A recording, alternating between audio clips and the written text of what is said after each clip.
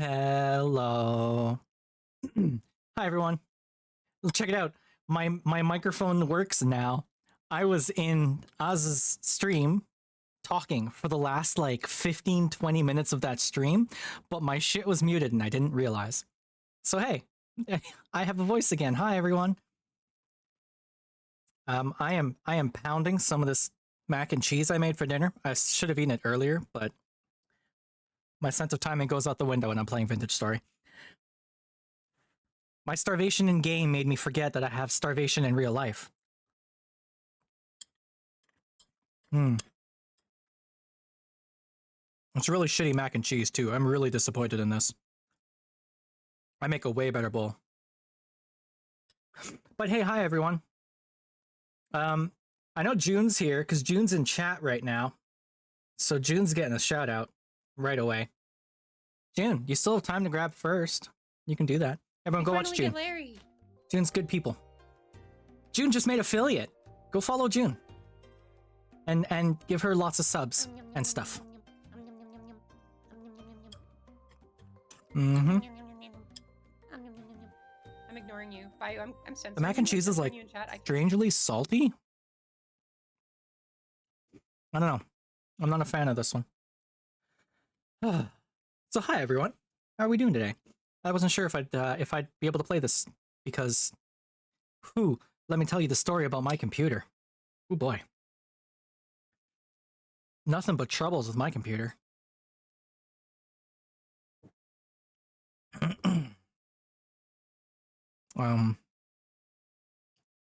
Let me finish this bowl, then I'll tell you the story of my computer.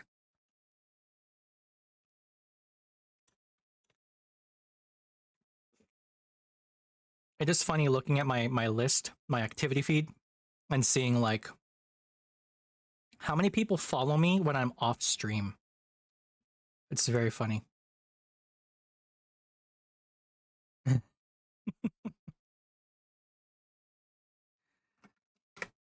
I've got friends asking me for help with their streaming setups now. I'm offering help to all my friends for StreamerBot because I quite like StreamerBot. So the more people who use StreamerBot, the better, right? It's a really cool program.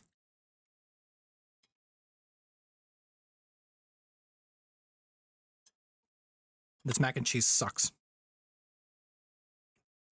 This is what I get for buying pre-made, pre-frozen food and just heating it up in the oven. It's from a good company too. I don't want to say the name of the company because I genuinely don't know if they're only in my city. They might only be in my city. So I'm not going to say the name of this company. They generally have good food. Their food's pretty expensive. So that this mac and cheese is just sort of over-salted and lackluster, it's disappointing.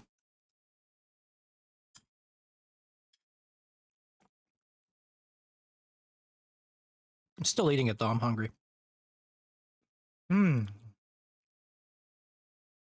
So hey, it's Thursday today. No, it's not. It's Wednesday today, right?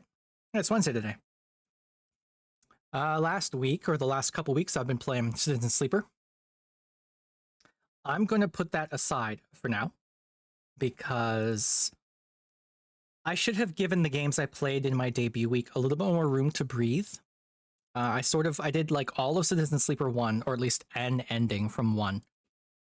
And then I touched a bunch of different games. So like I tried Valhalla for one session. I tried Stories from Seoul for one session. And then like my debut week ended and I immediately hopped to Citizen Sleeper 2. But my schedule doesn't really support playing that many games anymore. Not at least in a short time frame. So I figure I'll go back to the games I was playing. Citizen Sleeper 2 can wait a bit because I only did one session of that, so it can wait. And we can just recap once we get back to it. But for now, I'd like to play more Stories from Seoul because it's a good little game. The thing is, I don't know how long it is. I don't know how long it'll take to beat like a playthrough. I guess we'll see.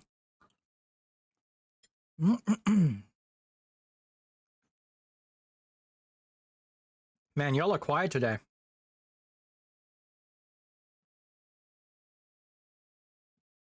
I guess y'all have more important things to do I see how it is. I see how it is. I'll just hide down here. Oh, one cool thing I did.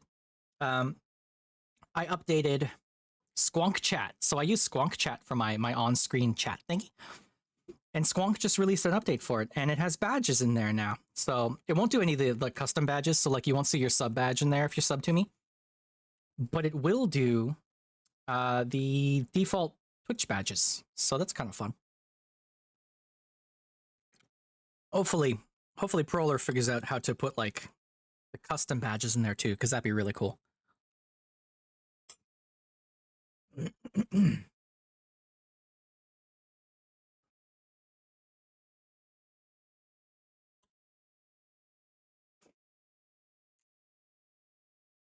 Still disappointed in this mac and cheese. I wonder if you can make mac and cheese in Vintage Story. God, that game. I dream about that game lately. Like, it's just so much fun.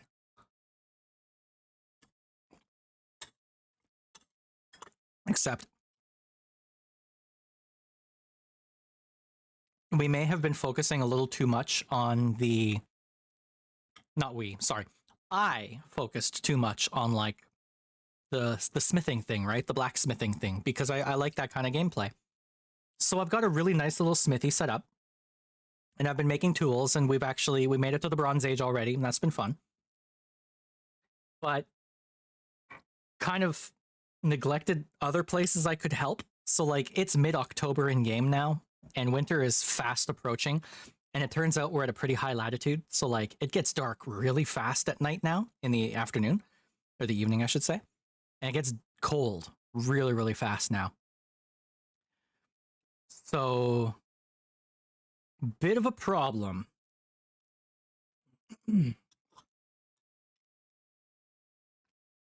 Just a tiny bit of a problem.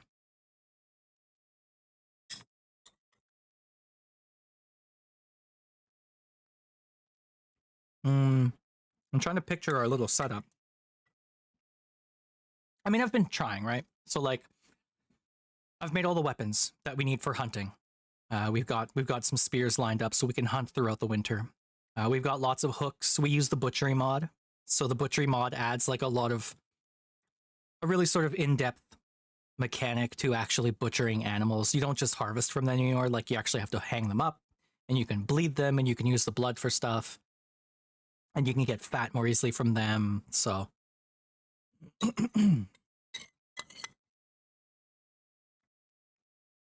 this mac and cheese is probably gonna make me sick later.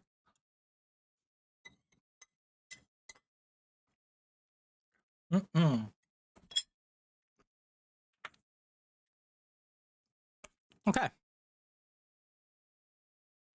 Well,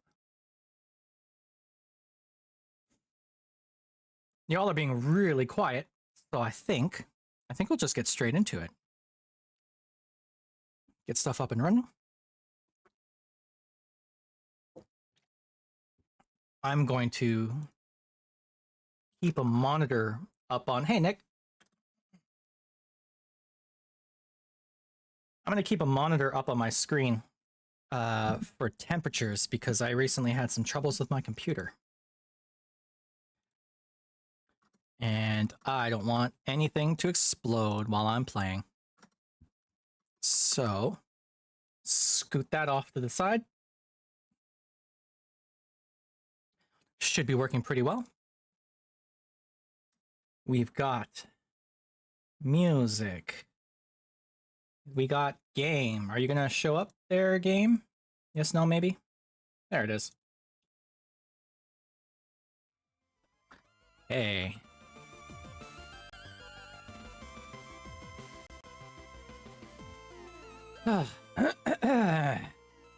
Thank you for your daily login, Nick. Welcome.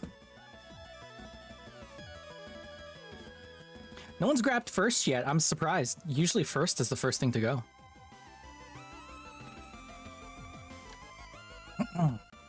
Not that I'm sort of forcing anyone to do it, but, you know. It's there to be used. Congrats, Nick. Well done. Oh, June. Do you believe in second? do you believe in second chances? Because you've got one right now. Press that second button. There you go. See, you're just as special. Oh, that's a long hair. Yes, so we are going to be watching... We're going to be watching the temperatures on my computer because I had a little bit of trouble the last couple days. Ooh, boy, it's been fun. But that's okay. Can people let me know how the audio is sounding? Game looks like it's okay. It's definitely ducking okay. My mic is going all right. Game's good. Serves polka covers. Oh, cool, Nick. That'll be fun. Start.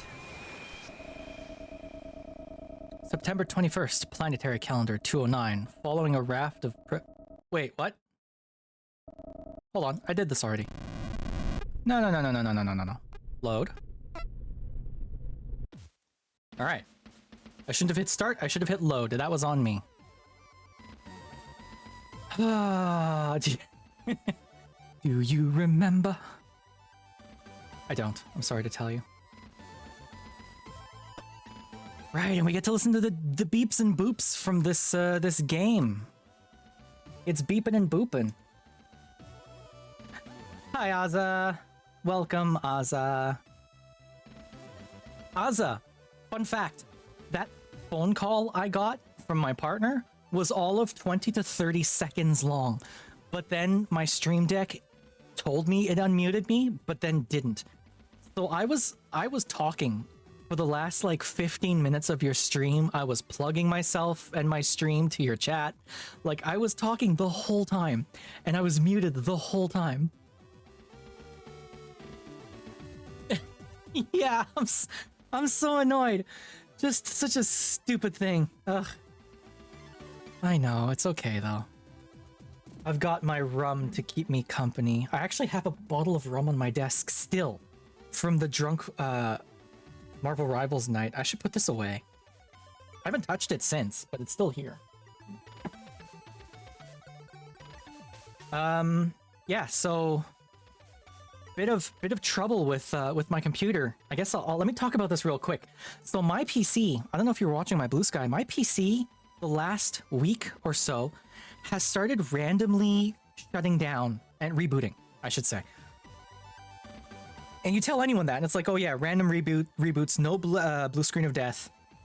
It just restarts itself. And everyone's like, oh, heat. That's probably a heat issue. Except it only happened to me when I was idle. I should be shouting people out. Nick and Azza need to get shoutouts. Y'all getting shoutouts whether you want it or not. Nick? Go watch Nick. Nick was streaming Warcraft today. Whoa, is that a hand cam? What am I looking at?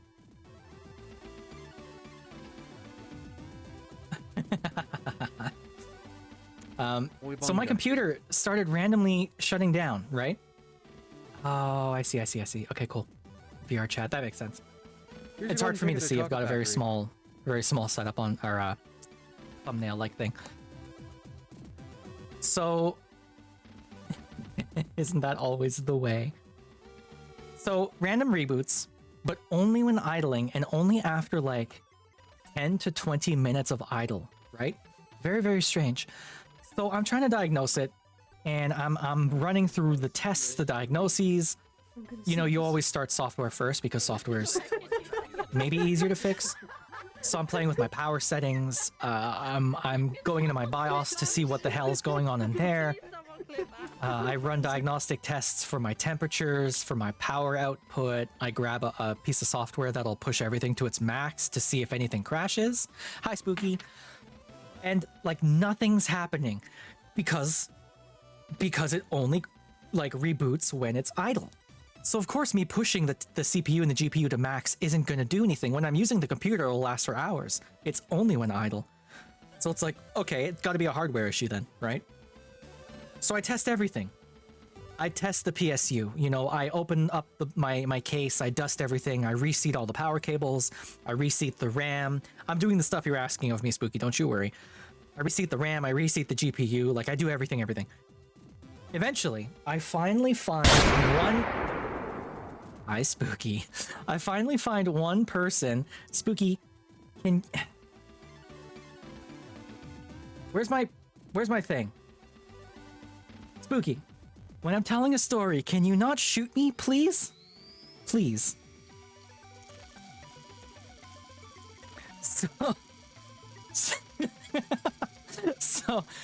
So I finally find this one thing. I know you'll always shoot me. And this person describes exactly my issue. And it turns out it was... Spooky, stop it. I'm gonna time you out. Time out for 1 minute.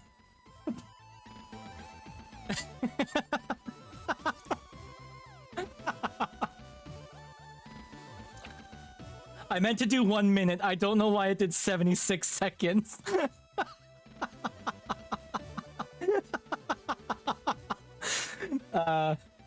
Whatever. The story culminates in the person said, yeah, no, it's a CPU. You have to replace the CPU.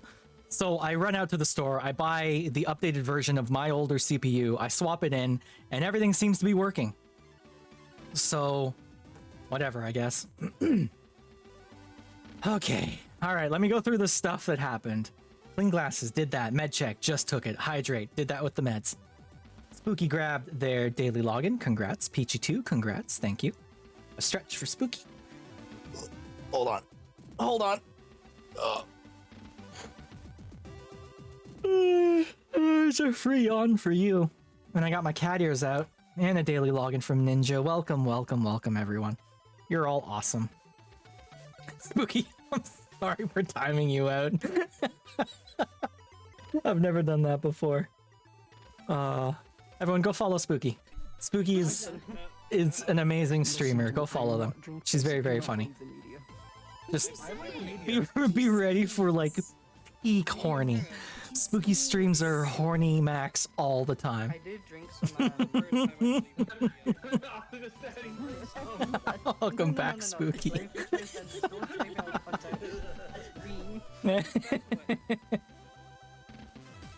And you know what? Peachy can get a shout out too. Why not? Shout outs for everyone. There we go. It's Zerkin time?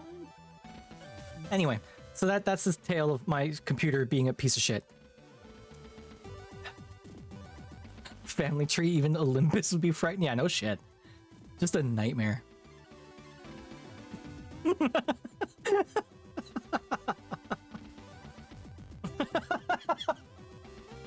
No.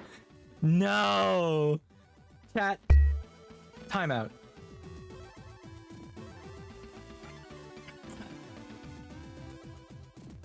Honestly. The worst, all of you.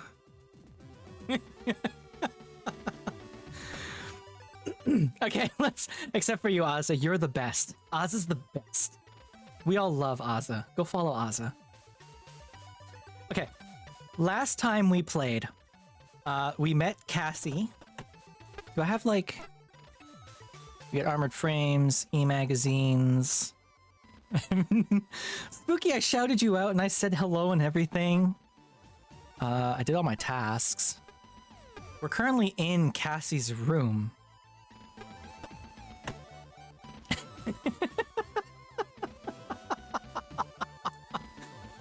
Oh, Spooky.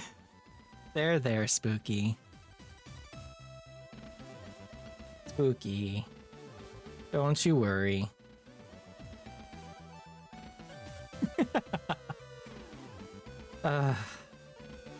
I'm trying to think of other stupid things I can put on the screen, but I don't have anything else.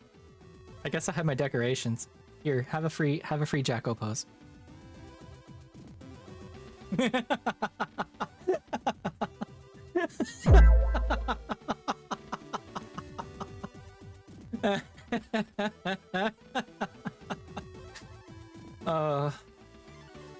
Okay. Last time, I made it onto the gun dog. I met everyone on the crew. I got my gun. I met my girlfriend. She's an absolute cutie pie. And now we are going to do something. Actually, I'm not sure what we're doing. We're done all our tasks. Get familiar with the gun dog and her crew. Uh-oh, I got a sneeze coming.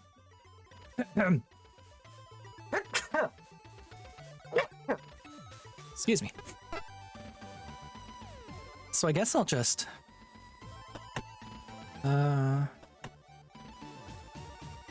still got to check the rest of the ship out. Yeah, I guess I'll just leave. Alright. So this is me narrating everything again. My throat is well lubed, as Spooky would say. Try not to cough too much. Okay, let's see if I remember any of the voices. I know I'm just me. My cat ears are gone. I know I'm just me. Okay, good night, Aza. Have a good sleep. Don't let the pizza make your tummy too upset while you sleep. If I go to bed right after eating, it's a bad time. Yeah, June, you should sleep also. It's super late where you're at. Go to sleep. Go to bed.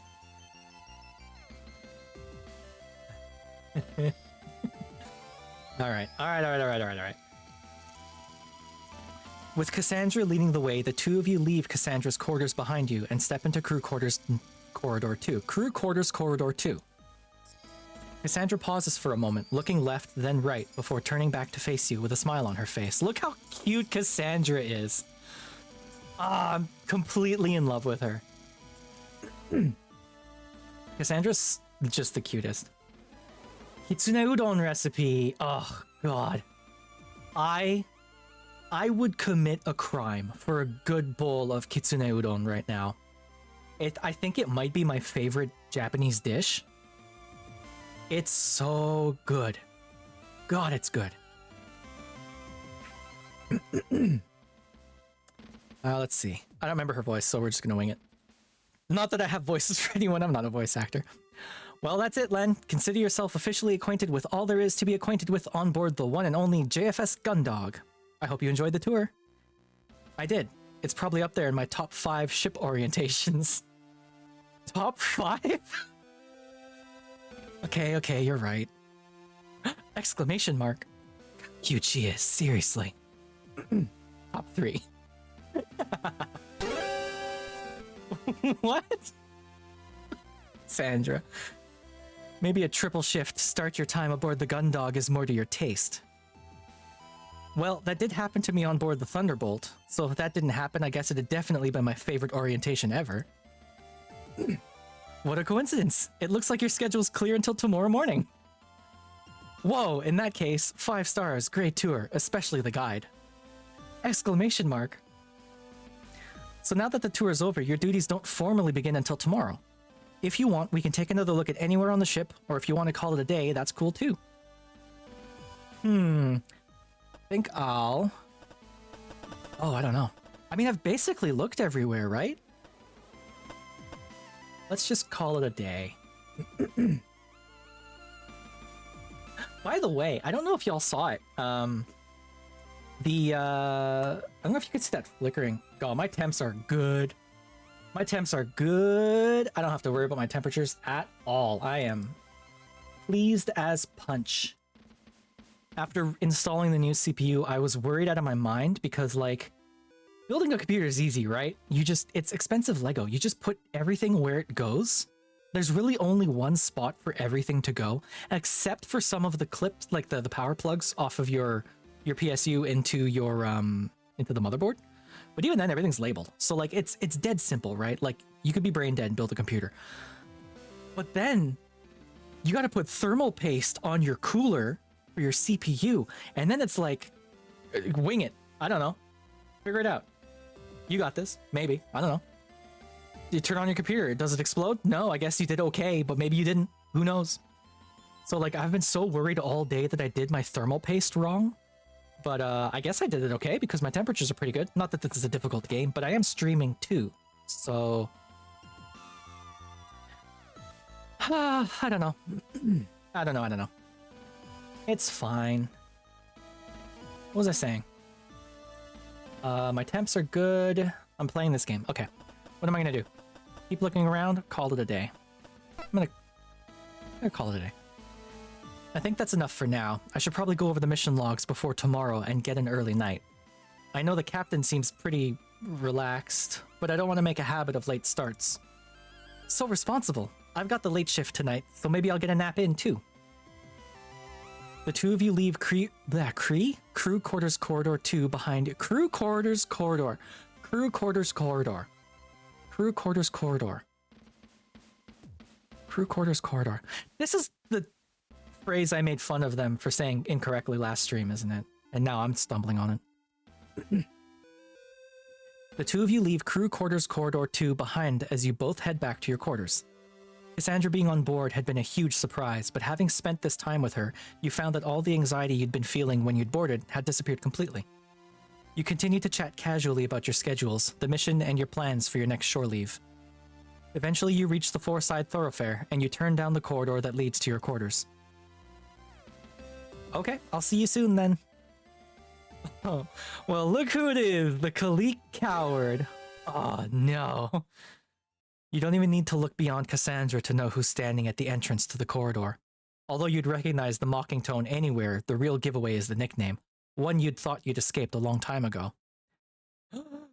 Look at this fuckboy. Look at this. You think you're slick with your slicked back hair? I'm literally rocking a pompadour, my guy. Get out of here. Oh shit, I looked this up last time on how to pronounce this. Cruis? Was it Cruis? Because it's Welsh, right? And a Y in Welsh is more of a sound. It's sort of like a schwa. Shit, how do you pronounce this again?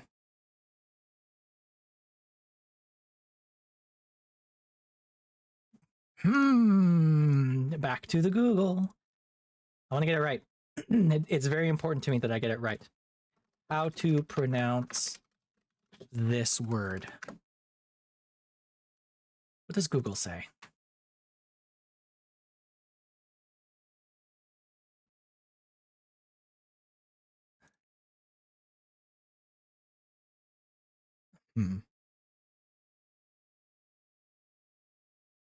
Okay, they just say Cruis. Alright. I guess we'll just go with that. Oh, that's what I was saying. Yes. I don't know if you saw on Blue Sky, but apparently Twitch is going to implement special badges for people who clip things on chat. So that'll be nice. You can clip stuff, makes my job easier, and you get a cute little badge for your chat. I think that'll be nice. Hanson Cruis, or as you knew him, Khalik 3. Of the members of the Khalik squadron who'd taken part in the battle, he'd been the only one to return. Even then, that had only been after the ceasefire had been signed, a full 13 hours after he'd launched.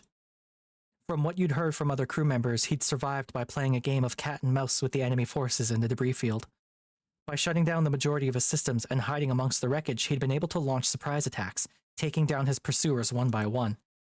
When he came back to the Khalik and saw your armored frame still suspended from its restraints, he had instantly blamed you for the squad being wiped out. Well, come on. If you'd taken off when you were supposed to, he argued, the squadron would have been at full strength, enough to survive the surprise attack. No amount of technical data or arguing that it had been physically impossible for you to launch would change his mind. The destruction of the Khalik squadron was on your hands. The worst bit was that you weren't entirely sure he was wrong. Then, fuck off. Oh, she's so pretty. It's a shame June left. June, you're missing all these pretty ladies. June, come back. You're missing all the pretty ladies. I don't remember her name either. Or her voice. What's up, Lieutenant Len? You're not thinking of finishing your first day without meeting an old friend, right? When Haru came and told me that some lieutenant called Len Corum was our new security officer, I had to come and take a look. No way it could be that wimp from back on the Khalik. They had to have been dishonorably discharged for dereliction of duty. But I guess the JCF is so desperate that they'll hang on to anybody, no matter how much of a screw-up they are. How'd you end up here, Corum? Ooh, I don't like this guy. They decided you couldn't handle a full-size ship, so I had to put you with the smallest crew they could find. You instinctively make your hands into fists, but unclench them quickly before Hansen notices. You haven't been stationed on the same ship as him since the Khalik, but you'd run into him a few times on board the colonies whilst you were both on shore leave. Both on shore leave. Each time had ended badly. I'm no wuss. Push back. You try and stop yourself, but Hansen has always been able to push your buttons, and you can't help but snap. It's all you can do to not just draw your electroshock weapon and take him out here and now. In the back of your mind, you know you'd be able to justify it. Back off, Cruis. Whatever issues you've got with me, you can stow it. I'm not gonna take your crap because you think you're hot stuff on a two-frame ship. Big talk for someone who's never seen action. You wanna go a few? Come at me. Or are you just gonna hang back there and hide like you always do? ... See what I was saying, Haru? The lieutenant here's a coward and has been since day one. Won't fight, won't even stand up for themselves. Okay, but... Hey, chat. What? Bro's respecting my pronouns. So... I mean... I mean... Like... It's not so bad, right? Maybe? Maybe? Haru, come on. What'd you get? Oh, you don't have enough hashes. Sorry to say. Ensign Cruis, you stop this right now. Lieutenant Corum is... Can't stand up for yourself, so getting this ditz to do it for you, is it, Lieutenant? Oh. Cruis, you stop this right now and apologize, or I'll order Lieutenant Corum to throw you into solitary and write you up myself. You're welcome to try, Lieutenant Commander, but I don't think your security officers got it in them to even try. You think you could take me on, Corum?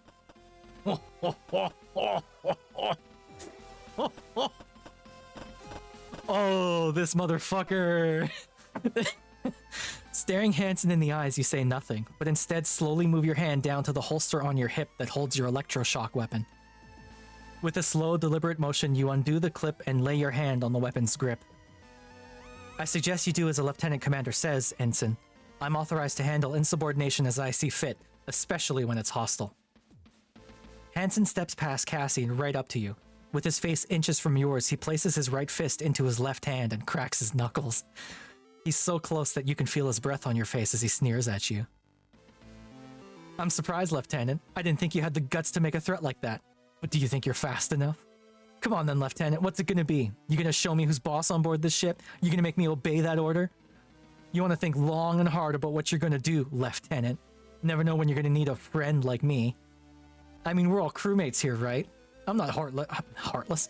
I'm not heartless. I'll even help losers like you out if you've done me a solid or two. So maybe you should act like a professional for once. Alright.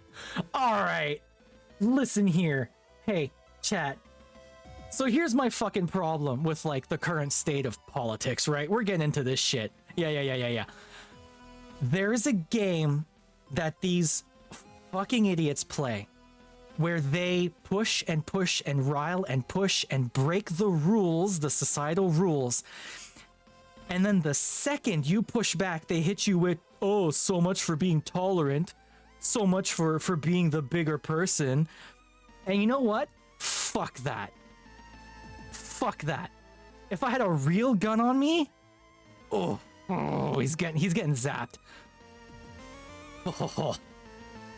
Or are you gonna do something so stupid and show the Lieutenant Commander that you're just as much of a screw up as she is?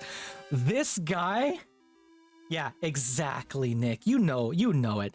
And I'm so sick of playing that game. Like, enough already, you know? Because you can't win doing it that way. It's always the same goddamn game. It's the, we can be as big of assholes as we want to be, but you can't because you're beholden to some sort of civil societal rule, and we're gonna remind you about it. And fuck that. Yeah. Rules for them, but not rules for us, but not for them kind of thing, right?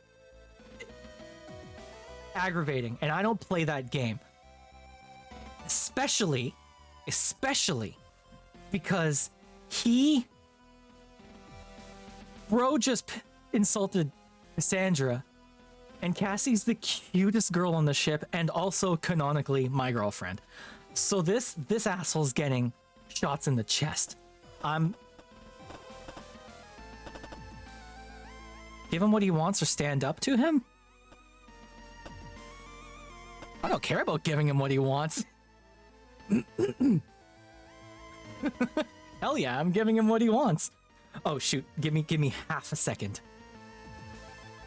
Am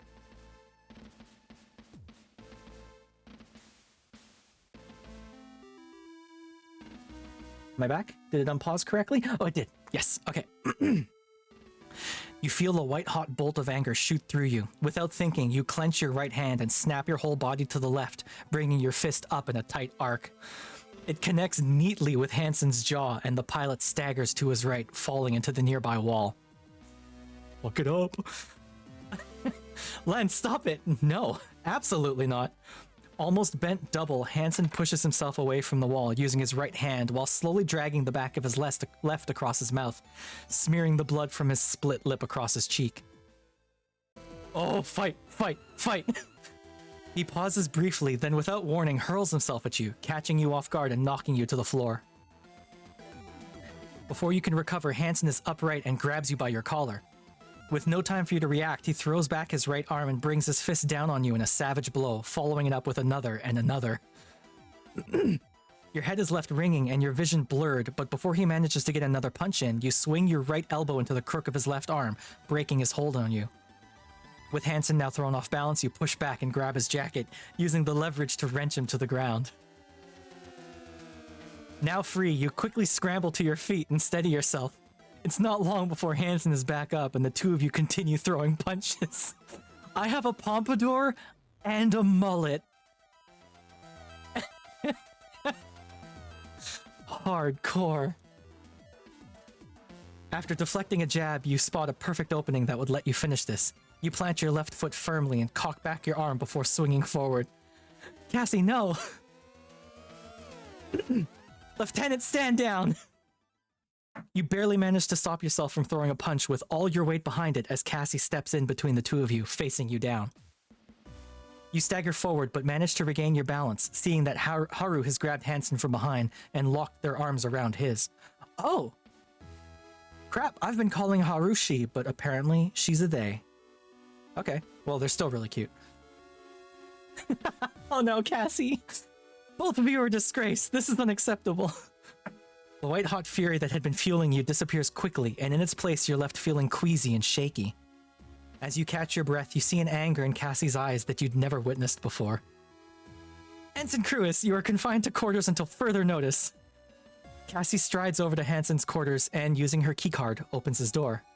Standing aside from the entrance, she gestures to Haru, who, on command, shoves Hansen through the doorway. Once he's through, Cassie quickly follows this up by closing the door and entering a code into the panel. And as for you, Lieutenant, you're confined to quarters until the beginning of your first duty tomorrow morning. Like with Hansen's quarters, Cassie strides over to the panel by your quarters and swipes her keycard through it, standing aside from the doorway once it's open. You just about manage. Do I need to get Ensign Rumney to help you, Lieutenant? You continue to stand there for a moment, your head spinning and your mind racing. You got that twice? Wow. That's weird. What are the odds of getting that one twice? I mean, Kitsune Udon's pretty good. Yes, Nick.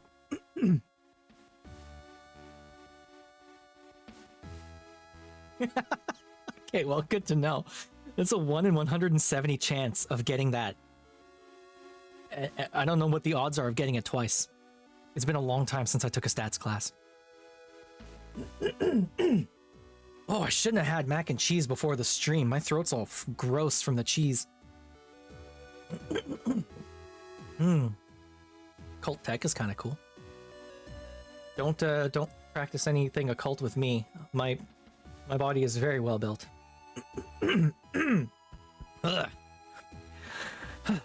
As the adrenaline from your fight disappears, you begin to feel a pit of nausea in the bottom of your stomach. Now, Lieutenant. Resigned, you begin to walk towards your quarters. You wince as a pain shoots up your left side from where Hansen landed a punch, but you don't see any sympathy in Cassie's eyes. Instead, as you pass through your door, you hear her whisper, "I'm disappointed in you, Len." Oh no! Y'all! Y'all! Wait! No! I don't want her to be disappointed in me! Oh, chat. Chat.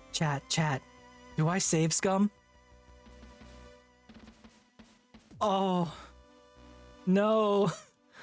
I wanted to put Cruis in his place, but I don't want Cassie to be upset with me.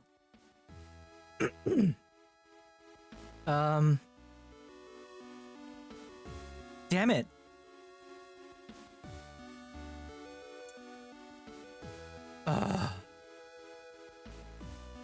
Shoot. I'm gonna make an extra save.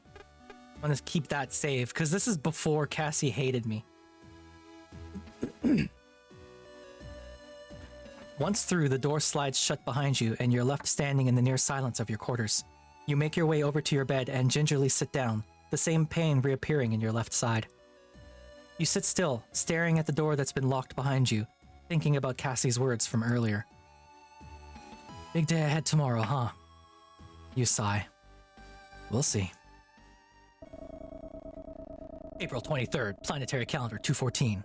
4 days have passed since the JFS Gundog departed on its mission to rendezvous with the JFS O'Brien. In that time, her crew, including Lieutenant Lancorum, have fallen into the easy rhythm of life aboard the ship. I read faster than it's typing. Give it a second. Even as the Gundog enters the outer limits of Jovian space and is due to meet the O'Brien, there is little for the crew to do, and a general sense of routine permeates the atmosphere. Outer Jovian space. Aboard the Jovian patrol ship JFS Gundog. It is, I will say, it is very funny that I'm playing a Jovian soldier when in Eclipse Phase, a game on which my character is highly inspired by. The Jovians are sort of the last holdouts of the majorly bioconservative people in the solar system. So like they don't suffer any AIs to live. They don't deal with any mercurials of any sort, so they don't have any uplifted animals. They don't have any even limited AIs. I think they have a tight lock on. It's like the primary place you still find people in flats. A flat morph is the term used for people who are in like bog standard human bodies. Most people are in better bodies, but flats are like the old school. A flat is what we're in right now. Like if you think of your body as a suit, you're in a flat. Most people aren't in that anymore, but they are in Jovian space. So it's kind of funny playing Jovian people, but it's a different world, so it's fine. Okay, hi Inaudible. She was spamming pew pew pew in chat like over and over and over, so I timed her out for a minute and a half. I meant to only time her out for a minute, but for whatever reason it gave her 76 seconds of timeout. I don't know why, but yeah, she's upset because I timed her out. She's shunning me, and I feel bad about that, but also it was very funny. So exactly, it was really funny. Also, everyone, I'm getting better at this shadow thing. Go follow Ghostly and Bobbable. Ghostly is good folk. Ghostly. Bop.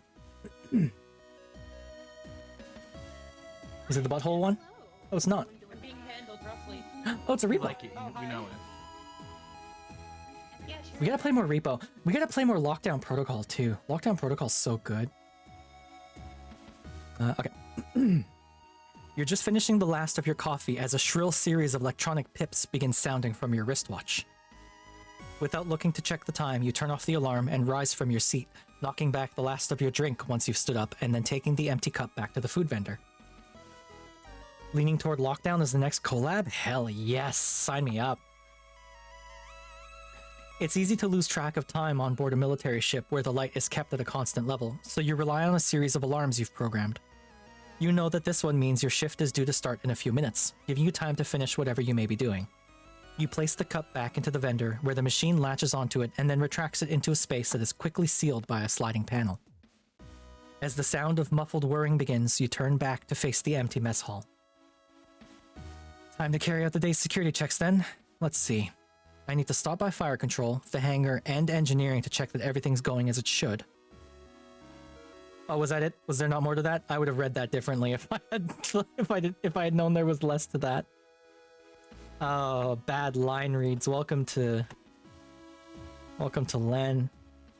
Might be nice to get something for later. What should I do? Chocolate bar. Silent voice bar or a Duggan Krills? Silent voice. Yeah, silent voice.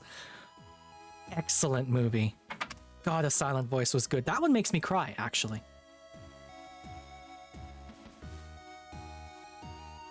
I've just had I've just had breakfast, so it's a bit early for lunch. This thing does a surprisingly good plant protein bacon and eggs.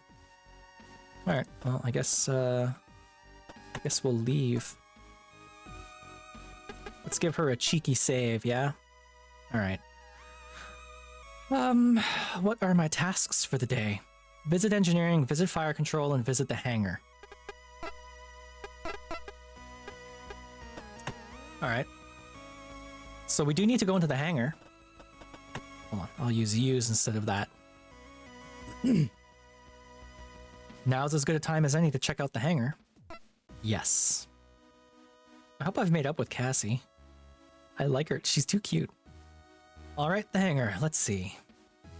Although you take the first few stairs normally, by the time you reach the hangar entrance, you're skipping almost every step. Gliding through the door onto the catwalk, you grab the railing and heave yourself over it. As you continue to float lazily through the wide open space of the hangar, you start your visual check. Walkway is clear, access points marked, munitions stowed, all the equipment and supplies seem to be where they should be. You casually shift your weight to one side of your body, causing you to begin spinning slowly. As you rotate, the glare from the hangar lights reflects off an armored frame's camera lens, almost as if it was watching you. Quickly dismissing the thought, you turn your attention back to your duties. Eventually you arrive at the other end of the hangar, where you plant your feet on the thick steel of the main door. From this angle, you can take in everything that you may have missed, including Dalton, who you can see in amongst the storage units, his attention fixed intently on a collection of parts in front of him. Cadet Dalton, attention! Like Spiegel hair. The junior engineer suddenly snaps to attention the second he hears your call, inadvertently launching the pair of pliers he was holding out into the open space of the hangar. Without gravity to stop them, they continue to sail through the air. At ease, cadet. You time your launch from the door exactly to allow yourself to grab the pliers as you float over to the startled cadet. I believe these are yours, cadet? Lieutenant, thank you. I didn't realize you were... Relax, Dalton. I'm just doing my rounds. I'm not here to check up on you. Oh, okay, cool. Yeah. Is there anything I can help you with? Just the usual. Everything okay in here? You haven't noticed any mechanical failures? Everything working how it should? Any suspicious activity? Nothing to report, Lieutenant. I've just been working on my project. Ever since Lieutenant Commander Quinn assigned Ensign Crewis to the filter cleaning, it's given me a bit of extra time to finish things up. Oh yeah? That's your high-density foam that sets rock hard, right? How's that going? That's right. It's, good. It's good. I'm hoping to get the chance to test it soon. These containers are full of the compound. I'm just about to try transferring it into some empty training rounds, you know? The ones normally filled with paint. The ones that the armored frame pilots use in practice combat to show when they've hit each other. The compound's stored under pressure where it remains a liquid. When removed from that pressure, it expands quickly, and with the rapid expansion, it sets. If I've got this right, then we can test it by firing the practice rounds at dummy If I've got this right, then we can test it by firing the practice rounds at dummy targets. When the casing is destroyed, the compound should activate. Good news. Well, if there's any... I can't speak anymore. I can't speak. I can't do it anymore. I quit.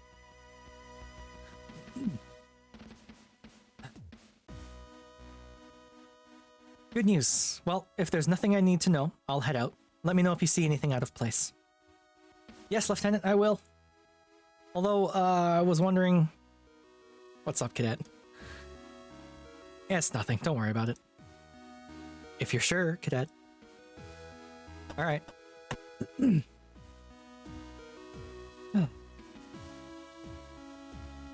wanna...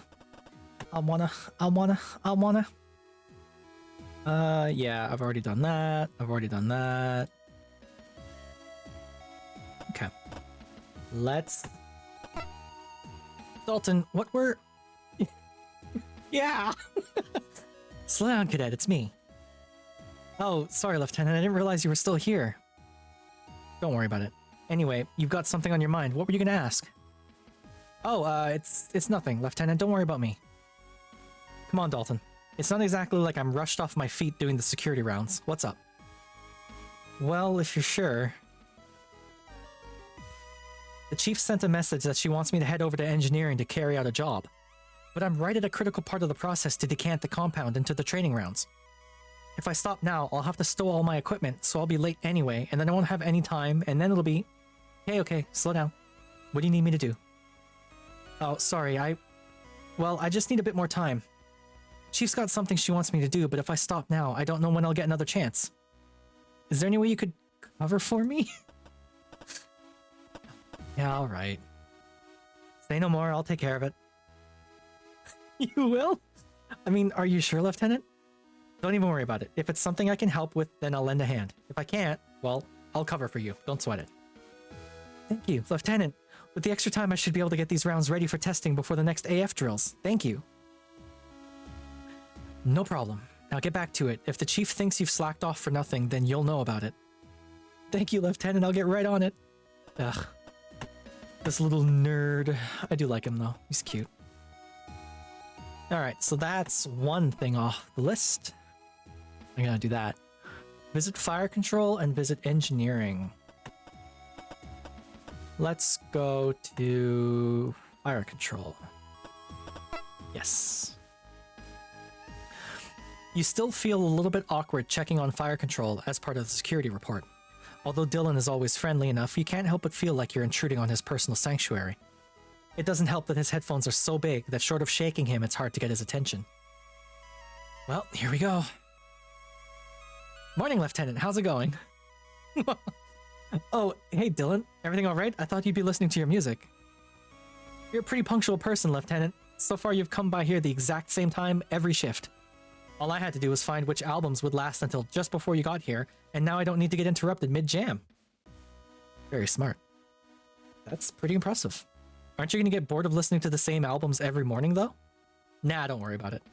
I figured out about 15 different album combinations, and that's not including changing the order of play, so I'm good for this mission. Speaking of the mission, you know the drill. Anything unusual?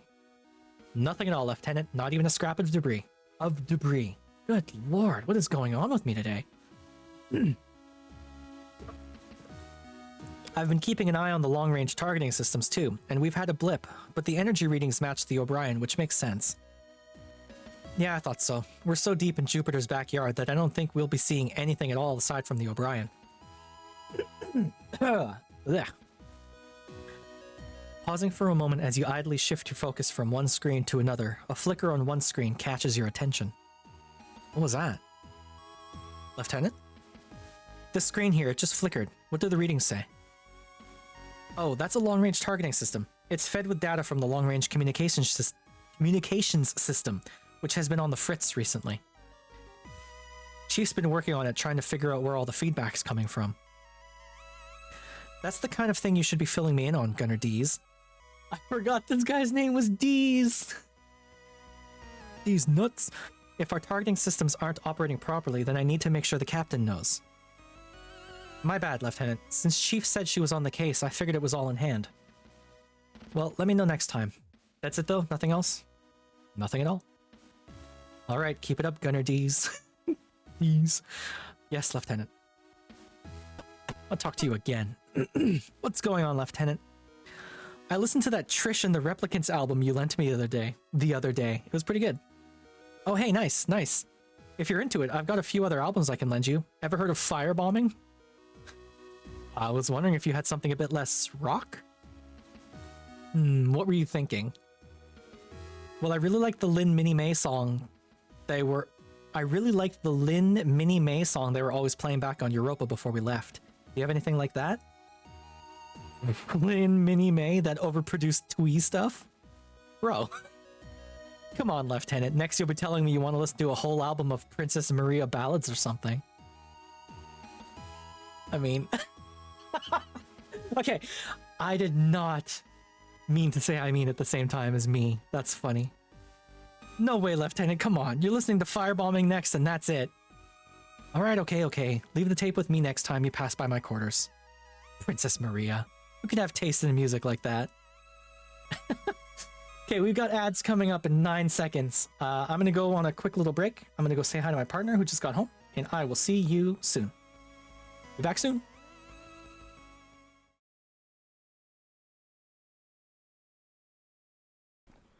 It's coming up.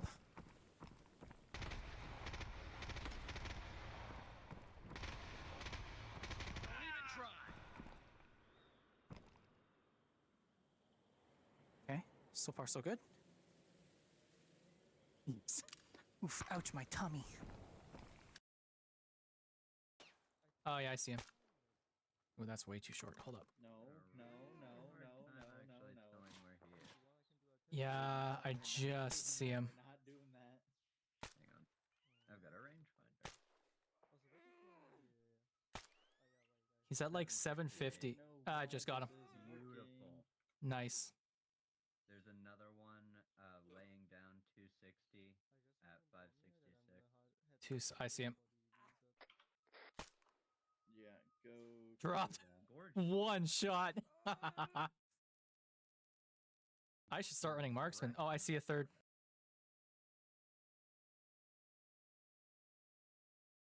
Allowed. Snap. Heralds. Heralds the main sales filling. Mighty.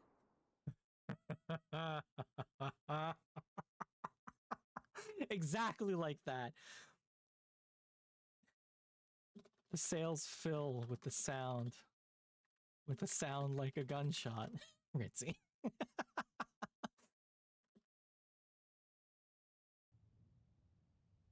Can I do my own head? Oh, there we go. Just jam it into my eye socket. It's fine. Do my groin. It's empty. And leg. Let's double fist it. Shooting my crotch. Arm. And my monitor. Testing. Oh.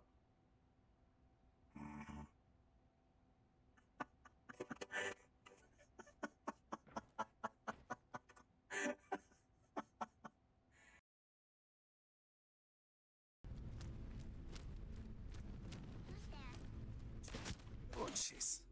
Nope, wrong button. Get over here, bud. Come on.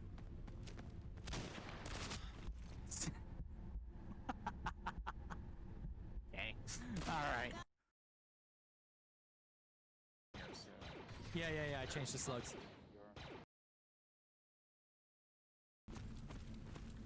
Oh, buddy. You're getting some double aught here.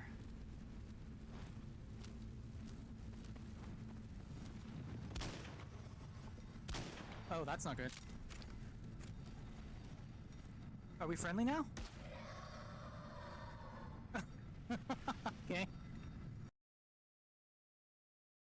You can have all three things happening at once. Oh my god. Oh, I got plinked.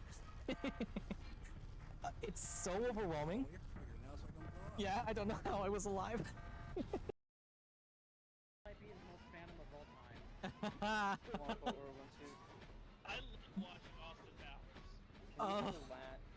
We are proper stuck, aren't we? Have eyes and threaten our dismount marker. For for our next objective. Most likely it'll just be the particle. I think we're gonna need to have Booth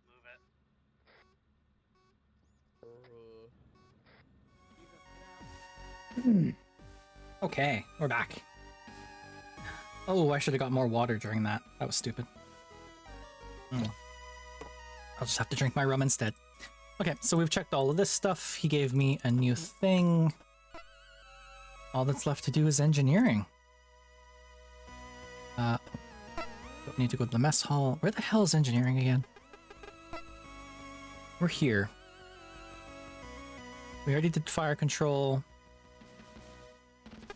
Right? Yeah, fire control, hangar. Engineering is on the other side of the ship. That's what it is. Okay. Move. Is that the hub?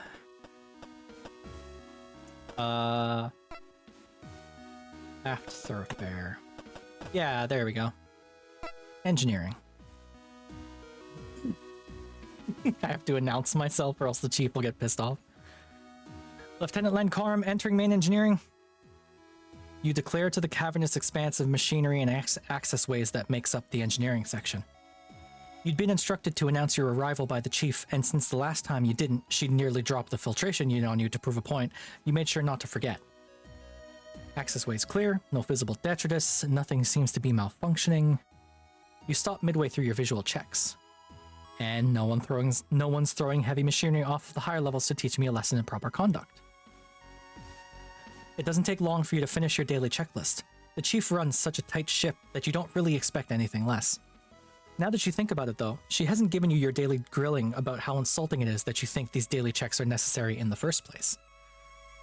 Chief, you here? Up here, Lieutenant. Chief, are you around? Damn it, Lieutenant, I'm up here. It's weird. It's not like the chief to not be at her assigned duty station. I'll have to tell the captain. Where's June? God damn it, I know she went to bed, but like, she's missing this. June. Ugh. What a shame. What a shame. Damn it, Lieutenant, I'm up here. Look up, you idiot. Looking up, you see the chief engineer leaning dangerously across the safety rail of a walkway a few levels above you. Behind her is a mass of cabling that's pouring out of an open panel above her. Oh, Chief, good morning. Good morning yourself. I've been calling back to you this whole time. You forget to clean out your ears or something? Sorry, Chief, it's pretty loud in here. Nothing in here is running above a safe decibel limit, and you tell me otherwise, and if you tell me otherwise, I'll come down there and recalibrate your ears. You quickly mentally calculate the time it would take for her to get down to where you are, and the time you'd need to get out of engineering. Although you fancy your chances, you wouldn't bet money or your ears on it. Must be me then. Anyways, I'm just filling out the daily report, Chief. What's going on up there? One of those clowns at the colony dock who took part in the maintenance process must have done something stupid to the long-range communication systems. For the past 12 hours, we've been picking up huge amounts of feedback. They must have made a bad connection, but I can't find it in all this shoddy wiring. Huh. That must be the system that Dylan was talking about. Are you sure there's nothing out here that could be sending a signal, a broadcast from the O'Brien, one of our reconnaissance satellites? No chance. This feedback is way too intense. Even a standard broadcast shouldn't produce this much noise. It's a trap. Guys, y'all, chat. They're gonna do something to us. Unless maybe they calibrated the long-range system on the short wave bands. In that case, the sensitivity would be off, so it would... Yeah, maybe, right? They're hiding themselves. Chief? Huh? Oh yeah, like I was saying, there's nothing around here that should be kicking out a signal with this kind of capacity. It's like it's picking up something with an amplitude and a frequency 10 times higher than our standard equipment. Which could be the result of a processor loop. Maybe I should check out the initial conversion driver next. Okay, well, in that case, Chief, I'm gonna let the captain know, okay? Huh? I like the Chief. I'll put that in my report for the captain, alright? Oh yeah, sure. I was gonna let her know when I'd fixed it, but those dolts have done a real number on this, so it's gonna be longer than I thought. Alright, thanks for the heads up. Alright, that's all of the routine checks carried out. Time to report to the captain. Boo, boo, boo, boo, boo. Whoops. You make your way through engineering carrying out all your standard checks. Although it's unlikely that there's much in engineering that you'd consider a threat to the ship when it's running well, you still have to check the less exciting things, ensuring that access points are clear, security cameras are working, and so on. As you pass by the sealed door of the central computer's room, you pause for a moment. None of the ships you'd previously served on had a computer system set up like this, so you're unsure what to do about not being allowed to access such a vital function as part of your checks. You idle for a moment by the door. Although normally you'd be responsible for clearing every area of the ship Cassie had already explained to you, that access was strictly limited to the operations department or the captain. You mull this over, then shrug. If they wanted you to check it, you'd be able to access it. You call dibs on the chief? That's fine. I already have Cassie. I don't need anyone else. Unless Cassie's dumped me for that fight. Oh, chief, one more thing. Are the issues with the long-range communication system going to interfere with standard maintenance? Cat, I don't know why I can't talk today. What is going on? Bah, bah, bah, bah, bah. Bah, bah, bah, bah. Do I need to follow up the operations to get you some support? Depends how badly those idiots back at Europa have fouled things up. Fouled? Is that the wrong foul? Shouldn't that be FOULED?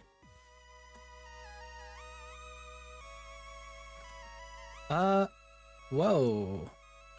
You good, Firefox? Wow. Alright. Alright, we're good. Fouled up versus fouled up. Is that a typo? No, it should be fouled up with a U. That's a weird typo.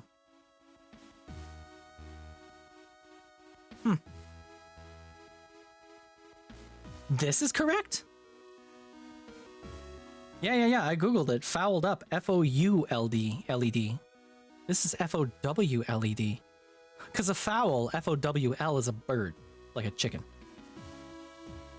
So... I don't know. Normally something like this should be a quick wiring fix, but I can't trace back the fault. Ugh! Although maybe the problem isn't with the wiring around the receiver. They could have crossed the wires on the broadcast hardware. Yes or no, Chief? Fouled is how you spell it in your city. Huh. Interesting. Don't know. Oh, no. Today's schedule maintenance is pretty light, so Dalton should be able to take care of it. He's not scheduled to report to me until later, though. When you go to the hangar, tell him to pack up his project and get over here on the double, you hear? Actually, Chief, now that you mention it. Dalton said he's a little busy with his project at the moment, and that stopping would throw the whole thing off. So I said I'd cover for some of the maintenance tasks. Oh, he did, huh? Yes, Chief. And you said you'd cover. Yes, Chief, that's right.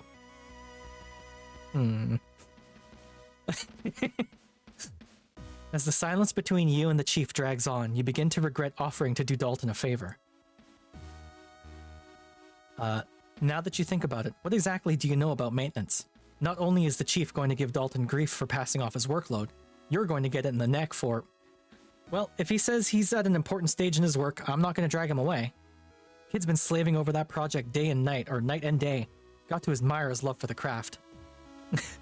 You let yourself relax. Thankfully, it looks like the Chief's got something of a soft side after all. I'll be able to pick things up here, but I've got one of his jobs that you can do for me. What do you need? The Chief turns away from you and squats down, rummaging around her tool pack for something. Batteries in the emergency spacesuit radio packs in the airlock are due for replacement.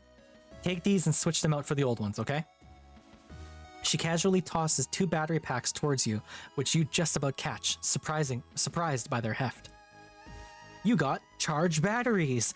Da-na-na-na! Roger that, Chief. Once you've got the old ones, bring them back here and plug them into the power distribution module. After that, you're free to go. Swap out the batteries in the emergency spacesuits in the airlock, then bring the old ones back here to recharge. Simple. Okie dokie. To the airlock. Whoops. To the airlock. Let's check the armory real quick. No one here right now. Alright. Nothing to do in here. Central hub. Airlock. Because this will be in my tasks, right? Replace batteries, yeah. Cool. Let's see. Use. Alright, let's see. The chief said it was the batteries and the suit radios that needed changing. Firmly grabbing the locking mechanism's handle on the suit's container, you twist it 90 degrees clockwise and then pull. The door offers more resistance than you'd expect, but once fully opened it remains in place. Reaching inside the container, you hold your left hand against the suit's rigid breast panel and grab the large black block of plastic that protrudes from the panel's left side. With a tug, the block pulls away, trailing a curling cable that keeps it connected to the suit. As you pull it away from the suit, you flip the radio over to examine it. The bottom half of the device consists of a pistol grip with a secondary microphone and speaker, allowing it to be used separately from the suit. Your thumb rests comfortably on the push-to-talk button. The top half of the unit's underside has a backlit LCD screen, showing the current frequency it's tuned to and battery level. Below the screen sit a few ambiguous buttons. To its side is a dial for tuning and a power switch. Whilst this unit holds the main workings of the radio's receiver and transceiver, the wire that still anchors it to the suit connects it to the small microphone and speaker inside the helmet. Flipping the whole unit around to look at its underside, you see a small latch set into a recess which you pull down on with your thumb, releasing the cover and letting the old battery slide out into your palm. Old battery out, you murmur to yourself as you take it into your spare hand before sliding it into the opposite pocket from the fresh batteries. You got depleted batteries! Ba-na-na-na. And now to put in the new batteries. Item. Whoa, yeah, I forgot I have an item thing.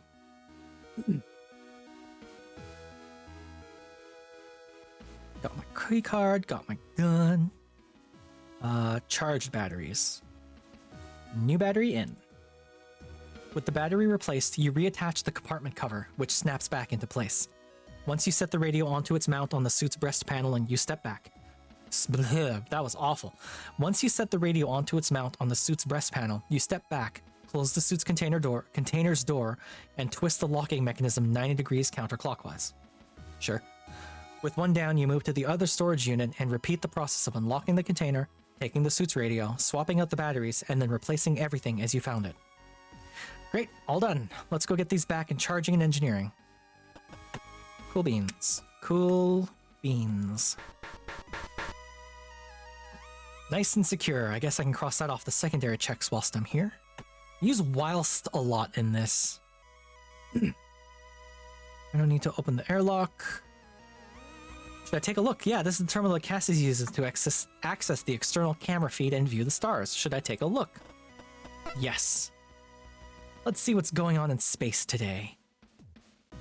Ooh, I wonder if I'm seeing the same stars every time. It's kind of hard to tell one part of space from the other when there's nothing out there. Sure. Use gun. Maybe not. Central hub, aft thoroughfare, engineering. Use item. Is it one of these things? Use. Haha, yeah, sure. Hey Chief, I'm just gonna start playing around with the calibrations that ensure breathable air. Don't mind me. Why not? Okay, that wasn't the thing. Where's the thingamajig? Oh, there it is. The power distribution module. This device sends energy from the engines out to the rest of the ship. It's also got ports for charging battery packs. I should probably finish the job. Use. Alright, here we go. Oop. You take each battery that you'd removed from the suit's radio,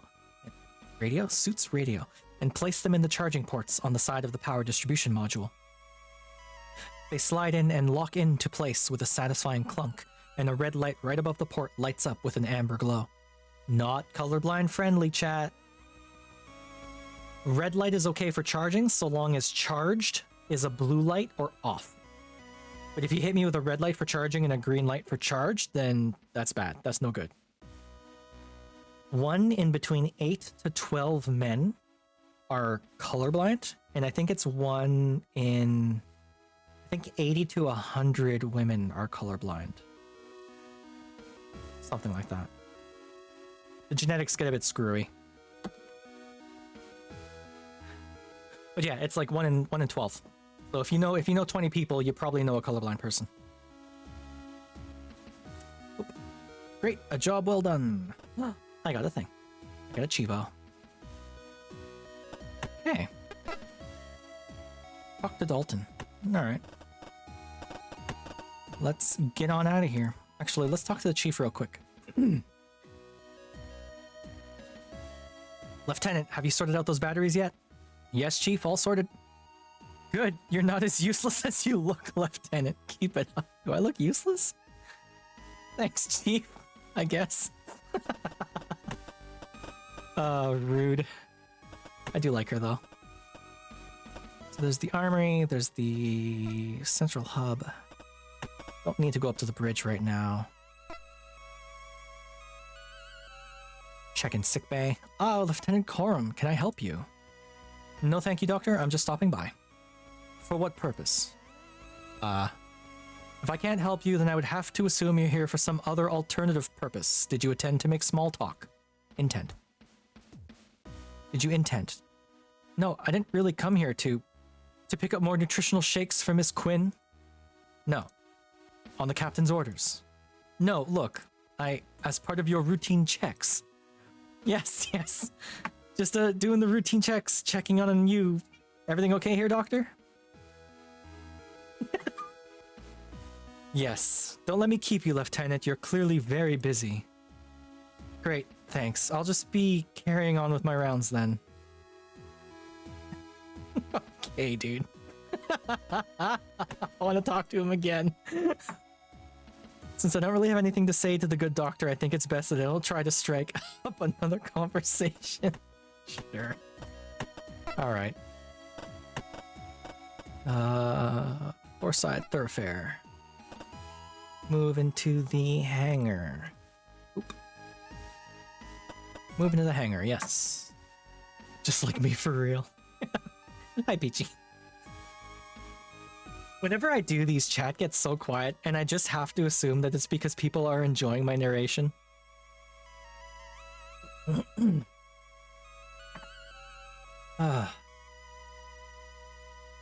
Okay. Talk to Dalton. As you re-enter the hangar and pause... Hold on. Here we go. As you re-enter the hangar and pause for a moment by the railings, you can see Dalton in the center of the area next to a wide open container. The container itself is crammed full of interconnecting pipes, tanks, and various other bits and pieces of inscrutable technology. You watch as he adjusts some valves and then retrieves a cylindrical object, the size of a thermos, from a recess in the device. As he holds it up to the light, you catch his eye. He excitedly turns to face you and immediately launches himself at you. Lieutenant, great timing! Look at this! Well, slow down, cadet.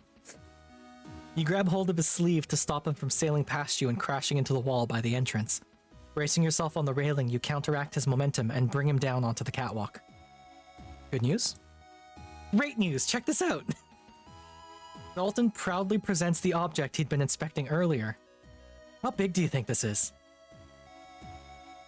Although at first glance it looks like a standard 40mm round. Fuck. It's a big bullet. 40mm. Oh, well. I mean, it's a big round, but it's not that big, right? Like, how big is a 50? EMG in millimeters.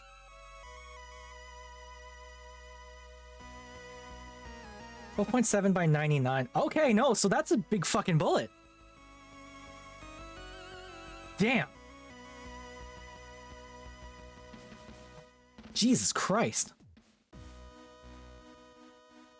I guess, yeah, right? Because, like, a mortar round is going to be, like, 80-something millimeters. So this is half that size. It's a big old bullet. Yeah. Oops. Let's see. Although at first glance it looks like a standard 40mm round from one of the Juno's machine guns, the plastic casing gives it away as a training round that would typically be filled with paint. This feels a lot heavier than normal though, suggesting different suggesting different contents. Oh, hey, good job. You did it, huh? That's right. I've got the pressure right and figured out the volume of sealant for each round. I even managed to get the training rounds to seal properly afterwards, so there's no risk of spillage. A round like this should be able to immobilize any joint on an armored frame with ease. That's great to hear, Cadet. Well done. Thank you, Lieutenant. I couldn't have got it done so quickly without your help. Cool. Oh, was everything okay with the Chief? Did she mind? What did she ask you to do? Let's see. Biggest theoretical bullet is in one of my units for sci-fi stuff called a Beowulf round. 1 inch in diameter. Sure. Sure. Ugh, yeah. All technological advancements in humanity have either been for war or sex, right? Like... About it. Oh, what did she ask you to do? Nothing major. Just had to swap some batteries out in the emergency spacesuits. Even a security officer like me can handle that. Indirectly sex, yeah. That's all? That's all. She genuinely seemed like she thought it'd be best to carry on with your project. That doesn't sound like the Chief. Hey, come on, I'm sure she can be alright sometimes. I'm sure she was going light on us because she knew what you were doing was important. Or maybe she's just saving all of my jobs from today for tomorrow's shift and will want me to work double time. Easy there, Cadet. I don't think she's that bad. Maybe. Don't sweat it, Dalton. It'll be fine. You did well today anyway. Now finish up producing all the rounds we'll need for testing and then get this hangar shipshape. You know the Chief likes it clear. Yes, Lieutenant. Alright, well I should go and give my report. Take it easy, Cadet. Yes, Lieutenant! Oh, Lieutenant. Cadet? Thanks again. I don't know when I'd have got a proper chance to do this without your help. Anytime, Cadet. Alright, cool beans. Let's... God, did we go visit Cassie? Just to go see, right? Knock knock. While standing outside Cassie's quarters, you consider going in to say good morning. The two of you had always been pretty open with each other, and Cassie especially was not one for locked doors, freely barging in on you in the bathroom no matter what you were doing, or letting herself into your flat when you were out. However, for the past few days, things have been a little bit tense since your encounter with Hansen, so you decide against just letting yourself in and knock on the door. Hey Cassie, are you up? You wait, but there's no response. After about 30 seconds, you knock again. Hey Cassie, are you there? You wait, but there's still no answer. She shouldn't be on shift. You give it a few more seconds before turning back. Oh, she's giving us the cold shoulder. Cassie, no. Oh. Oh, it hurts. I made my decision. I'm gonna live with it. Ugh. Ugh. Oh, well.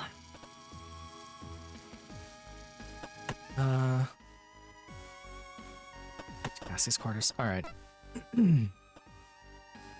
Well, I've done everything I needed to do, so I think all I have left is to talk to the captain. So, let's, Cassie said no. I know. Oh. Ah, well. So it goes. Going up to the bridge. I've completed the security report for today. Should I go up and give it to the captain, or should I take another look around in case I've missed anything? Oh, I don't know. There's something else I want to check out.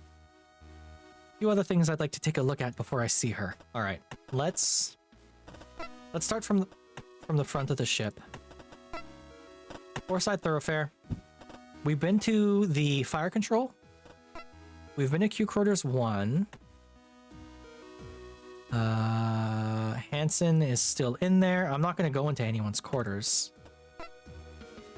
There's nothing to do in here, I don't think. Not letting that done in here. Okay.